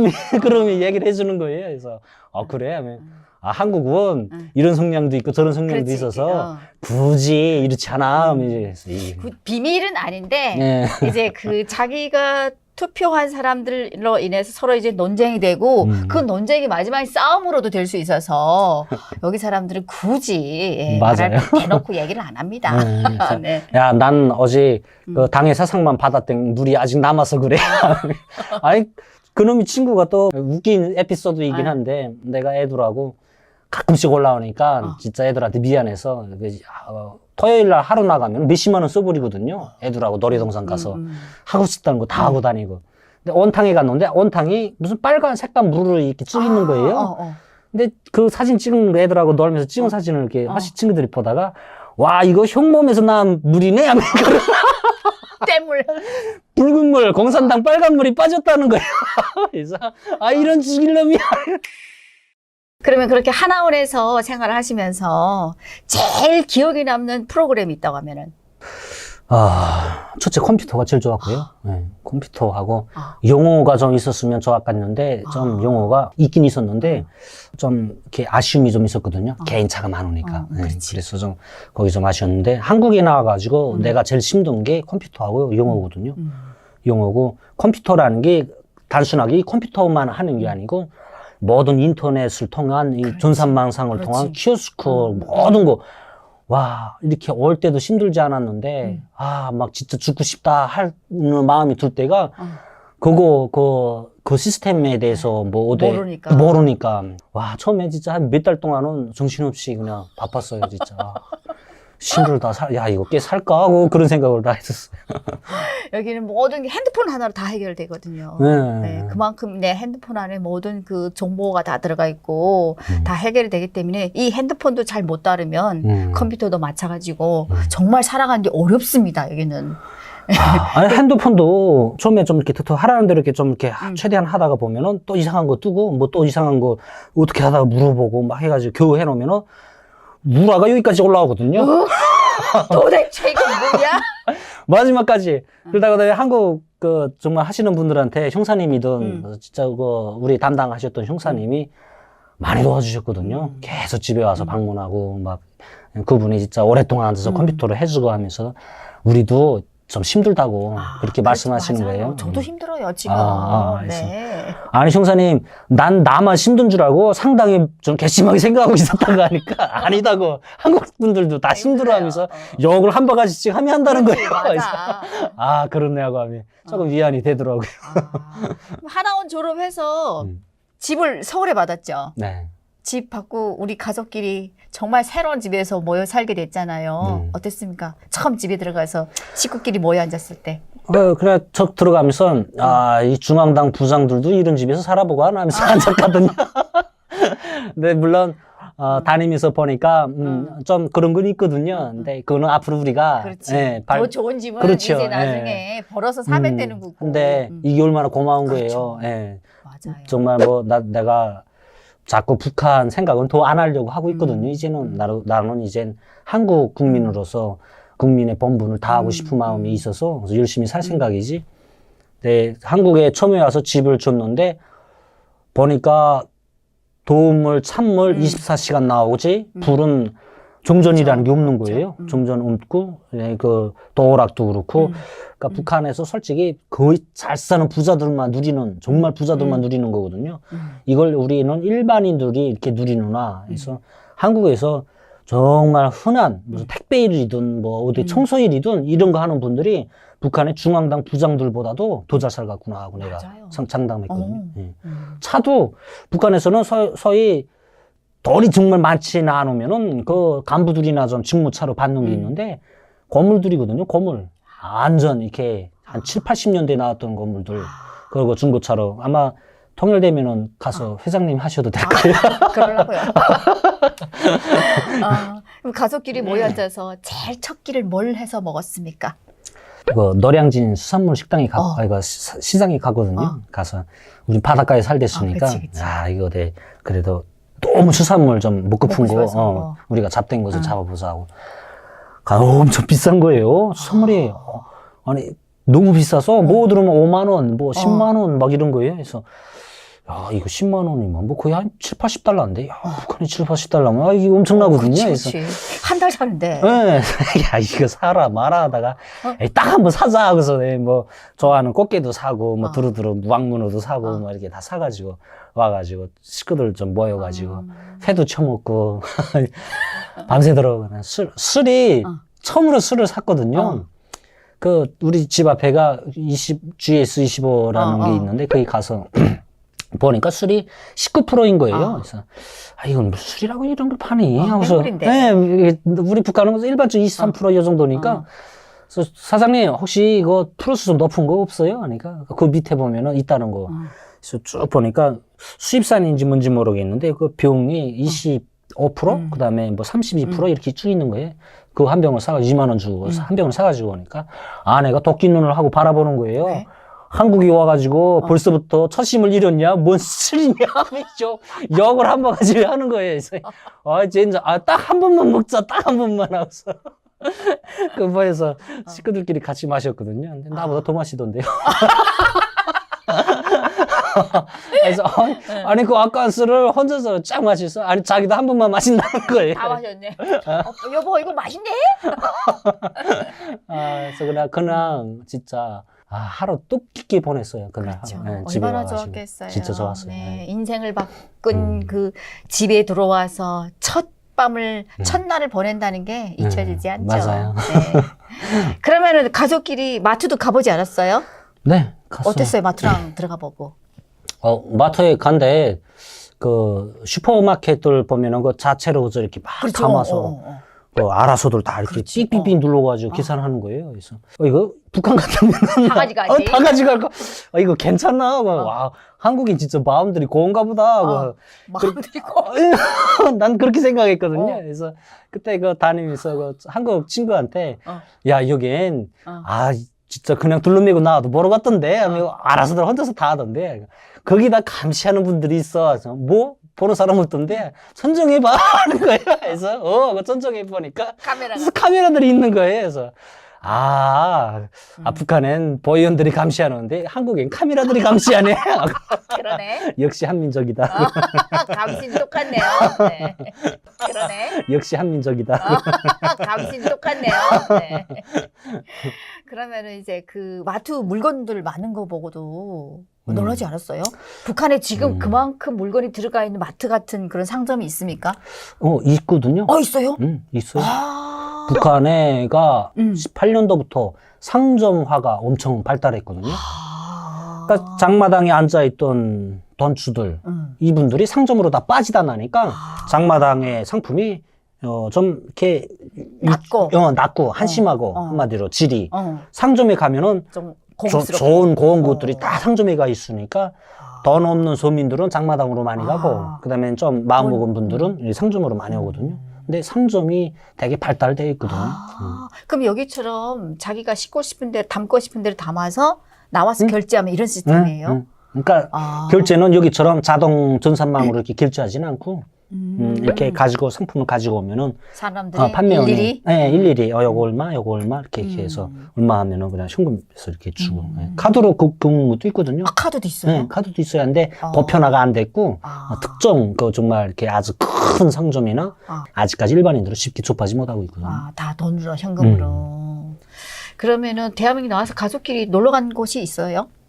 지금 내가 부산에서 공부하다가 지금 올라왔거든요. 아내도 지금 공부하고 있고 이제 인차 끝나면은 부산에 그 해운대 쪽에 한번 놀러 가보나 하고 있어요. 좋아요. 네. 이번 여름 휴가 때는 꼭 가봐요. 네. 너무 좋아요. 또 새로운 세계를 볼 수 있어요. 근데 부산 분들이 갈 때 꼭 선글라스 쓰고 가야 돼요. 왜냐면 눈을 어디다 돌지 모를 수 있거든요. 미리 얘기해 주는 거예요. 그거 좋은 팁이네요. 선글라스 마음껏 보세요. 이만한 거 끼고. 그렇네. 아내는 선글라스 못 끼게 해야 되겠네. 그렇지. 그러면은 지금 부산에 내려가서 지금 공부한다 하셨잖아요. 네. 거기 내려가서 공부하면서 또 좋았던 건 있습니까? 네, 진짜 처음에 갔을 땐 내가 한국에 하나원에서 나와가지고 1월 26일 날 주민등록증을 찾았거든요. 하고 1월 29일 날 며칠 있다가 부산에 짐을 싸가지고 내려갔거든요. 그러니까 북한에서 와가지고 조사 기간에만 있다가 한국에 대한 모르고 하나도 모르고 있다가 그 다음에 한 달 정도 여기서 좀 이렇게 여유를 가지고 좀 이렇게 있다가 그 다음에 부산 내려갔는데 내려가면서도 이거 마음속으로 부담이 많은 거예요. 그 북한에서 검시 와가지고 지금 바로 지금의 그런 조직생활, 그러니까 매일 집에서 출퇴근하는 거는 그런 것도 아니고 그냥 아예 한국 분들하고 같이 살아야 되니까 웬걸 가자마자 엄청 바쁜 거예요. 지금 뭐 캐리어들 교육생들 쫙 와가지고 뭐 그냥 다 핸드폰으로 뭔가 지시사항이 계속 오는데 뭐 어디 몇 층에 어디로 가서 뭘 접수하고 등록하고 짐은 몇 층 몇 호에 가서 찾지도 못하는 거예요. 나는 지금 다른 분은 알아서 씩씩 눈이 그래서 팍팍 돌아서 다 가서 찾는데 나는 어디로 가야 되는지 저분 따라가면 대가 안 나서 따라가면 뭐 화장실 들어가지 않으면 막 눈물밖에 안 나오는 거예요. 야 이거 야단 났구나 하고서 그러다가 허실에 좀 톡 들어가는데 와 기시들은 난 체가 왜소한데 기시들이 큰 게 아예 몸들 다 이런 분들이 생긴 것들도 막 우락부락하게 생긴 거예요. 말투가 부산 말이 그렇죠. 반갑다 뭐 하면 니 어디서 왔노 하면 이게 쪼는 거예요. 어디서 왔노? 그래서 이거 딱 하고서 이렇게 하고 있는데 이거 이 방법을 빨리 혁명적으로 뭔가 지금 찾아내야 되겠다 하고 가만히 그분들 중에 이렇게 가만히 보니까 한 친구가 나보다 나이는 아래인데 인상이 되게 정직해 보이고 말귀가 막 무겁고 한 분이 보이는 거예요. 그래서 그분한테 가가지고 나 사실 북한에서 왔는데 바로 왔다. 진짜 바로 왔다. 한국 사회 진짜 모르니까 앞으로 여기서 생활하면서 좀 많이 도와줄 수 없겠나 뭐 좀 부탁을 했거든요. 그러니까 알겠어요. 내가 해줄 수 있는 거 해줄게요. 그래서 훗날 그 썰이나 한번 얘기해 주세요. 그런 거예요. 좋지. 100번도 해주지. 그래서 좀 마음이 위안이 생기는 거예요. 그다음엔 진짜 마음이 탁 편안한 게 그치. 공부하는데 더 이렇게 집중하게 되고 지금 공부를 하는 게 해안 관련된 항해사 이렇게 선박 조종하는 그런 그걸 거거든요. 공부. 예. 그래서 그분들이 이미 이젠 거의는 다 알게 됐거든요. 이렇게 교수님들도 이제 다 그치. 알고. 그러니까 한 2달 지나서부터는 막 이렇게 이야기들이 막 하거든요. 아마 나한테 질문 폭탄이 오거든요. 사실은 궁금한 게 좀 많으니까. 교수님도 그 강의 쫙 앉아서 이야기하는데 나보고 풍선 혹시 왜 보내는 것 같냐고 물어보는 거예요. 그래서 본인은 왜 보낸다고 생각하십니까? 북한 인민들이 이거 한국에 대해서 좀 동경심을 가지기 시작했거든요. 그렇죠. 이게 한 네. 18년도부터 아무 집에 가나 한국 영화를 볼 정도였으니까 그렇지. 반동사상법으로 바싹 차단을 하는데도 쉽게 이 마음을 지우질 못하고 있는 거예요. 한 번 봤으니까. 북한 주민들이. 근데 북한의 그 반동사상법으로 지금 일체 정보 수단을 거의 다 차단했는데 한국에서 뭐 탈북민 단체든 어떤 단체든 뭔가 자꾸 정보를 유입하려고 그렇지. 노력을 계속 하고 있으니까 김정은으로서는 이거를 무조건 차단해야 되는 상황이거든요. 다른 거를 보내는 것보다는 좀 이슈화 될 수 있는 게 좀 그런 쓰레기. 생각지도 못했던 거 그런 거 쓰레기를 좀 보내가지고 남남 갈등 생기게 만든. 예, 한국에서 저런 것들하고 저런 것들하고 뭔 통일을 얘기해 이거를 노린 거다. 나도 그 교수님한테 얘기를 그렇게 했거든요. 이혁 씨의 개인적인 생각을 제가 궁금해서 물어보는데 일단은 작년까지 살다 왔잖아요.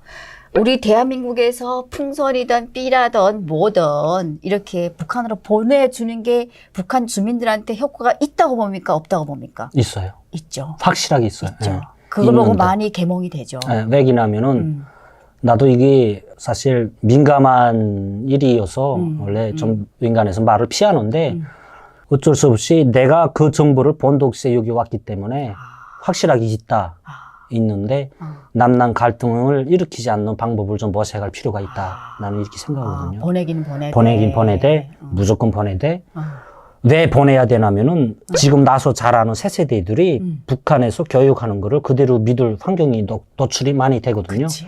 부모들이 말을 많이 해주긴 하는데 한 10년 군사복무하고 오니까 부모들하고 정이 떨어지는 거예요, 거의. 그 맞는 말이에요. 예, 그거는. 매서인지 하다 나니까 자기만의 그 세습 받았던 그 세계관이 쉽게 무너지지 않는 거예요. 알아요. 예. 예. 그래서 내가 무서운 게 지금 6월 25일부터 7월 27일까지 북한에서는 계급교양 월간으로 되어 있는데 그 숱한 아무것도 모르는 철부지애들을 데려다가 6.25 때 고문하고 사람 학살하고 이런 거를 거의 요즘 그 IT 산업 발달된 기술로 해서 생동하게 그 젊은 애들이 그걸 보고서 격분한 마음을 진짜 가지고 있거든요. 그러니까 북한에 햇빛낭을 주고서 이거 동족이고 뭐 이건 없다. 나쁜 놈들이다. 우리 한 목숨 바쳐서 죽이자 하면은 와 할 수밖에 없거든요. 세뇌당한 게 있으니까. 그렇죠. 자기는 늘 피해자라고 생각하니까. 이 아내가 역사적으로 하고 한국이 사실 아무것도 안 하고 있는데 지금 뭐라고 하지도 않는데 북한에서는 계속 한국이 요즘 아주 침략 전쟁을 준비하고 있기 때문에 우리도 보름간 준비해야 된다. 민방위 총동원이다. 새벽 3시, 1시 비상폭풍이 무상 강경을 하면 치를 떨거든요. 이거 개새끼들 뭘 그렇게 운수전기 있다고 우리를 이렇게 피곤하게 만드냐. 그렇죠. 이렇게 그 중에서 나 같은 사람은 돈 주고 빠지긴 하지만은 뽕 까고 있네 새끼들 니들이나 좀 뛰어라 하고서 난 이렇게 생각하지만 모르고 뛰는 분들은 많거든요. 하라는 대로 해야지. 그렇죠. 그래서 핵단추 누를 수 있는 병사가 만약에 그 전단지 한번 봤던 분이 혹시 그렇게 앉아있다 하면은 어떻게 될지도 모르거든요. 그렇죠. 생각할 수 많이 있잖아요. 알아. 예. 그렇죠. 이걸 눌러야 될지 누르지 말아야 될지. 그러니까 저쪽에서는 옳지 않은 사상으로 계속 주입을 주는데 이쪽에서는 뭐 그냥 가만히 있는다. 그러니까 적극적으로 하되 재치 있게 좀 방법을 방법을 좀 현명하게 모색해야 하는 게 어떻겠나 이렇게 생각하고 있거든요. 맞는 말이긴 합니다. 저희도 이미카 시청자분들 중에 댓글로 삐라를 좀 보내지 말라고 너희들이 좀 말래라 이런 얘기도 많이 하시는데 이거는 정말 이게 양날의 칼이 있어요. 맞아요. 예. 보냄으로 해서 북한 주민들도 많이 깨어 있지만 또 반대로 우리 그 파주 쪽에 계시는 최전방에 계시는 국민들은 굉장히 맞아요. 또 피해를 보시니까 그러니까 정말 힘들어하신 분들이 계시는데 지금 상황에서는 뭐 저희들이 판단할 문제도 아니지만 네, 정말 어려움이 있습니다. 네, 이게 정말 좀 무거운 일이거든요. 그쵸, 사실은 네.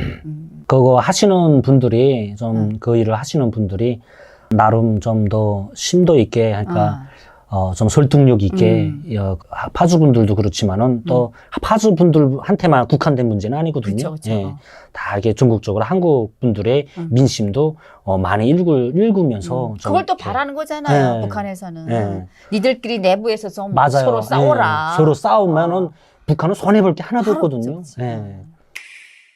학교에서 생활하시면서 북한에서는 그런 정말 최첨단 그런 학교에서 숙식 조건 다 되는 학교에서 생활해 보신 적은 있습니까? 없어요. 없죠. 전혀. 예. 나는 그 나름 그 도적으로 좀 상급학교라고 해서 그 기숙사 생활을 했었거든요. 배고픔이라는 걸 내가 그때 느꼈거든요.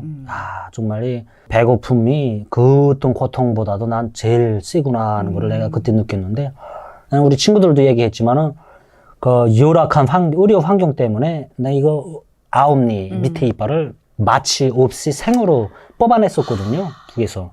이쪽에는 마취를 했었는데 마취약이 유행 거는 비싸고 북한 국산제는 싸서 싼 거를 하고서 나도 이게 뽑았었는데 이걸 40분 동안 그거 뽑았었는데 야, 고문인데. 고문이죠. 예, 내가 그때 그 40분 동안 그 피눈물 나는 그 고통보다 6년 동안 기숙사 생활하면서 그 기숙사 밥 주는 거 그 옥수수 이렇게 요만큼씩 주거든요. 135g 주는데 하고 국은 미역 한 서너 점 있고 소금국으로 주거든요. 내가 그걸 먹으면서 진짜 엄청 배가 고팠었는데 배고픔보다 더 아픈 고통은 없다 하고 내가 생각했었거든요. 여기에 와서는 음식을 마음껏 자기가 그래서 마음껏 먹게끔 되어 있고 학교에서? 네, 학교에서 그 음식을 한국에 오니까 진짜 안 먹어요. 안 먹죠. 너무 안 먹어요. 나도 북한에서보다 안 먹죠. 안 먹어요. 예. 정말 그냥 눈앞이 풍년지니까 배도 안 먹는 거예요.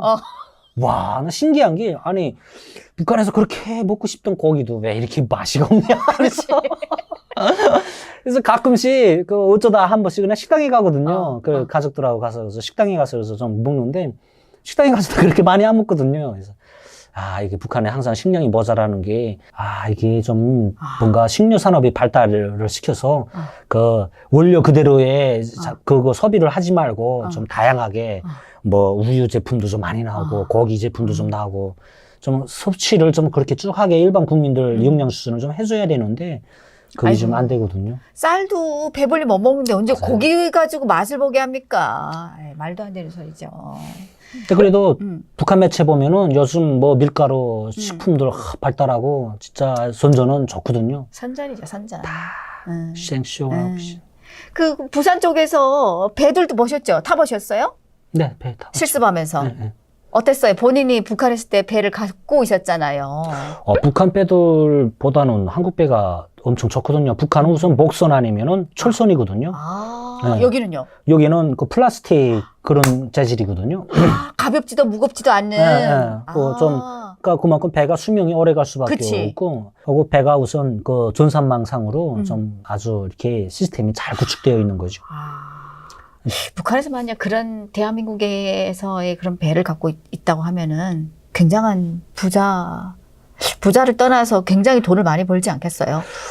엄청 많이 벌시죠. 한데 북한은 솔직히 한국보다 자원은 좀 많은 것 같은 느낌이 있거든요. 내가 아직 확실하게 모르겠는데 북한은 왜냐하면은 이 설비가 발달되지 못해서 그걸 모조리 이렇게 좀 잡기가 좀 힘들거든요. 근데 한국은 돈이 많고 설비가 좋으니까 고기를 그만큼 많이 잡네. 일단 많이 잡히면은 내가 사람을 고용해서라도 배 한 척, 그렇지. 두 척, 세 척, 10척도 막 뿔커가지고 이렇게 기업처럼 운영도 하고. 근데 북한은 제한이 많거든요, 법적으로 하고 설비가 낳고 하고. 한국은 또 양식 산업이 발달되어 있고. 그치. 네, 그래서 북한에는 양식 하나요? 네, 해요, 다 해요. 하는구나. 해삼도 하고 김, 다시마 뭐 많이 해요. 다 하네. 다 해요. 단지 그 좀 장비가 이런 것들이 좀 부족할 뿐이네요. 네, 장비가 부족하다니까 사람이 고생을 많이 그렇지, 하거든요. 그렇지. 인력을 하다 보니까. 이사마 손으로 다 절단하고 다 이렇게 가공하고. 여긴 다 기계예요. 기계예요. 바다 일이 엄청 힘들거든요. 그렇죠. 여기 분들도 옛날에는 다 그런 고생을 했갔는데 북한은 아직도 그렇게 하고 있거든요. 그래서 좀 안쓰럽기도 한데 그렇죠. 겨울에 특히. 맞습니다. 늘 북한에 살다 왔기 때문에 북한 생각을 많이 하게 되죠. 네, 어쩔 그쵸? 수 없어요. 네, 어쩔 수 없어요. 마지막으로 꿈이 있다면 뭐가 있어요? 저는 그냥 크게 거창한 꿈은 없고요. 아. 그래서 우리 가족들끼리 모여서 행복하게 좀 같이 뭔가 할 수 있는 일, 가족들 단위로. 네. 좀 그렇게 하고 그냥 애들도 좀 건강하게 그래서 뭐 누구보다 특출하지 않아도 좋으니까 그래서 행복한 마음만 가지고 쭉 살았으면 좋겠어요. 애들이 아직도 북한집이 자기 집인 줄 알고 자꾸 북한집으로 가자고 얘기를 한다고 하는데 그때마다 아빠는 어떤 얘기를 해줍니까? 애들이 뭐가 제일 좋았어? 하고 내가 물어보면은 자유로웠다는 거예요. 북한은 우선. 그러니까 여기 한국은 홀로 절대로 내보낼 수가 내보내지 없거든요. 않지. 예. 근데 자기는 친구들끼리 막 모여가지고 진짜 뒷동산에가 뭐, 놀고 예. 산에가 놀고 맞아요. 이게 자유라고 생각하네. 예. 저녁만 되면 엄마들이 서서만큼 누구야 하면서 그래서 하나씩 다 쳐서 데리고 들어가고 바지 뭐 이렇게 흙 발리고 뭐 와가지고 먹여 시켜주면 여기 한 바가지 먹고 하던 게 그게 좋은 추억이었나 봐요. 근데 여기서는 이제 어린이 버스 태워서 어린이집 가면은 그 체계적인 공부를 해야 되고 이게 나름 아이한테는 좀 살짝 스트레스였나 보네. 어릴 때부터 우리 아버지는 김일성 원순이 이렇게 하고 오는데 이제 아마 아버지 이름 모르더라도 그 인간들 이름은 알아야 돼요. 부모들 입장에서는 좀 황당하거든요, 사실. 황당하지. 아니 내 새끼들을 위해서 진짜 이렇게 고생했는데 아버지를 딴 냉천 같은 놈을 부르고 있으니 열받는 거죠. 그렇지. 진짜. 그래서 북한 아빠들이 어떤 분들은 야 아버지가 너를 먹여 살구니 자 너를 먹여 살구니 이러면서 맞아요.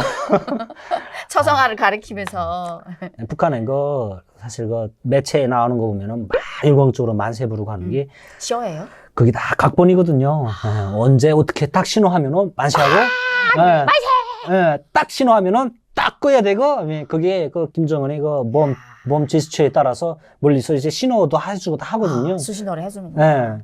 근데 나는 그랬거든요. 우리 배 앞으로 김정은이가 연평도 포격행 부대 시찰할 무도 영웅중대 시찰하러 갈 때 우리는 만세가 저절로 안 나오는 거예요. 엄청 고생했으니까. 그 사람, 그 인간 한번 왔다 가는 게, 인민들 사회경제 생활 다 하는 거를 전반적으로 차질이 가도록 출근도 못하게, 길 다 막아. 장사 못하게. 어느 사람들 다 잡아다가 넓은 공간에 다 초역고 문 걸고 못 나오게, 잡아 죽일까봐. 저격수들 머리무지에 다 엎드려 있어. 숨어 있어. 저격수들이? 저격수들. 김정은이 간다면 30분 있다고 여기저기서 후닥후닥 일어나는데 깜짝 놀랐거든요. 진짜로? 그 정도로 저격수들이 보이지 않게 감쪽 같아요, 진짜. 대박이다. 이 안에가 기타통 같은 거 이만한 것들 하나씩 메고 있거든요. 체격들은 장신에다가 얼굴은 다 요였어요, 다. 이렇게 뚱뚱한 사람 거의 없는데. 여기 다 조건복 입고. 새벽 1시에 갑자기 배 군무 서는데 배를 당장 다 뽑으라는 거예요, 문바다로. 그래서 왜들 그러나 해서 갑자기 그 발동 걸면 겨울이었으니까 발동도 잘 안 걸려가지고 수동이거든요. 북한은 걸어가지고 작은 배들이니까 거기다 끌었는데 조금 있더니 또 뭐 이쪽으로 또 다 모으라는 거예요. 경비원 군인들 둘이 서 있고 배 쫙 한쪽을 구석에다 몰아놓고 조금 있더니 다시 또 투루유를 원래 자리에다 투루유라는 거예요. 또 투루 였는데 그 다음에 또 다시 뽑아가지고 그 자리에다 다시 갖다 놓으라는 거예요. 그러니까 위에서부터 지금 지시가 김정은이가 도착한다, 뭐 아니다 했다가 또 도착한다. 그러니까 지금 그 전날 밤부터 지금 폭풍인 거죠. 온 부대가 지금 하다가 우리 인민들 백성들한테까지 지금 거기 불똥이 튀어가지고. 준비한다 해서 준비하고 또 안 온다 해서 해제했다가 또 온다 해서 또 준비하고. 그러니까 김정은이가 타고 가는 배가 거기가 이게 여러 오선들이 쫙 있는 데니까 기타 오선, 그러니까 모시는 배, 김정은이 태우는 배만 놔두고 나머지 배들은 다 감시하기 쉽게 한쪽으로 몰아놓은 거죠. 이렇게 몰아놓고서 더 황당한 건 마지막에 허위하는 군간이 만세 안 부르는 되게 어서 좀 신기했다고. 만세 안 부르는 것도 있구나 했다고 이런 식으로 얘기하는 거예요. 만세도 좀 나오게 해줘야지 나오는 거지. 밤새도록 잠 못 자게 해놓고 그 울분이 차 있는데 거기다 무슨 만세까지 부르라고. 아, 참 뻔뻔한 놈들 많아. 대한민국 와가지고 뉴스 같은 데 보게 되면 대통령들이 시장도 가고 뭐 어디도 가고 막 그게 사람들이 둘러싸는 거 보고 놀라지 않았어요? 아, 나 진짜 놀랐어. 네. 아니, 내가 뭐에 놀랐냐면은 무슨 행사 때 대통령 입장하겠습니다 해서 첫 입장하는데 이렇게 악수도 하고 일어서는 분들이 있었거든요. 근데 앉으라고, 앉으라고 막 이렇게 허위 경호원들도 그렇고 대통령도 그렇고 앉으라고 막 이러면서 쭉 옆으로 지나가는 거 보고서 와, 저기 진짜 참다운 리더다 하고서 북한에는 그 만세 한 번 안 불렀으면 김정은이가 이 안에들 안 되겠네 하면서 싹 잡아가지고 사랑의 선물 주지 말라고 하면 끝이거든요. 만세 잘 부르고 기분 좀 좋게 그 바닷물에까지 빠져서 장군님 우리 입당 좀 시켜주십시오 뭐 이런 사람도 있고 같고 우리 좀 배 좀 그만 걷게 거기라도 한 번만 좀 보내주십시오 하는 분들도 있고 같고 그 만세 부르는 심정이 반가워서 부르는 게 아니거든요. 뭐 달라고. 울분의 참마음이거든요. 야, 좀 똑띠기 좀 해라 하는 이거거든요. 사실 그 심정으로 이렇게 흔드는 거거든요. 제발 니 좀 똑바로 해라. 막 배고파 뒤지겠다 하면서 막 그러는 거거든요. 그러니까 김정은이가 거기 좀 감동되면 야, 자네들 그 쌀 좀 한 도통 갖다 주라 하면은 쭉 차들 와서 먹을 것들 쫙 갖다 주거든요. 야, 다음번에 오면 만세 하나 더 부르자. 우리 바다물 여기까지 들어가서 하면 먹거든요. 빠져야지 아예 그냥. 아예 빠져서 꼬락꼬락. 그러니까 다 생시원해요. 생쇼죠. 생쇼 하나만 살아남기 힘들어요. 그치. 네. 그래야지 얻어먹으니까. 맞아요. 쌀 한 톨이라도. 야, 진짜. 정치 강국. 북한은 그렇죠. 정치 강국, 한국은 눈치 강국. 눈치 강국. 여기 왜 눈치 강국이에요? 여기에 눈치 없으면 못 살아요. 가만 보니까. 대한민국 회사 문화라 어디 가서 보니까. 맞아요. 진짜 다른 건 몰라도 뭐 좀 멀을 수 있는 거는 괜찮은데 눈치 없는 거는 진짜 살기 힘들 것 같아요. 내가 부산 가서 느낀 게 여기 사람들은 이렇게 경제가 발달되고 이렇게까지 일어서기까지 얼마나 고생인들 했겠나. 맞아요. 그 강대국도 미국이든 뭐 어느 나라든 그 사이에서 그래도 자기 자리를 찾아간다는 게 여기 한국은 진짜 눈치 강국이라고. 눈치 강국. 우리 이혁 씨가 오늘 나와가지고 정말 이 짱꾼이에요. 진짜 말을 잘합니다. 감사합니다. 네. 그리고 무엇보다도 이제 금방 온 지 한 1년도 안 됐는데 정말 적응을 잘하는 것 같아서 저의 선배로서 너무 고맙고 멋진 분인 것 같아요. 제가 오히려 그래서 끝으로 드리고 싶은 말이 우리 선배 탈북민들께서 정말 이렇게 한국 사회에서 인정을 잘 받아주신 거 감사하게 생각하고 있거든요. 그쵸. 만약에 선배분들이 처신을 잘못해가지고 우리 후배들이 이렇게 웃는 얼굴로 이렇게 가슴 펴고 살 수가 없거든요. 그쵸. 그래서 앞으로도 지금처럼 잘 해주시면 진짜 많이 노력하겠습니다. 감사합니다. 네.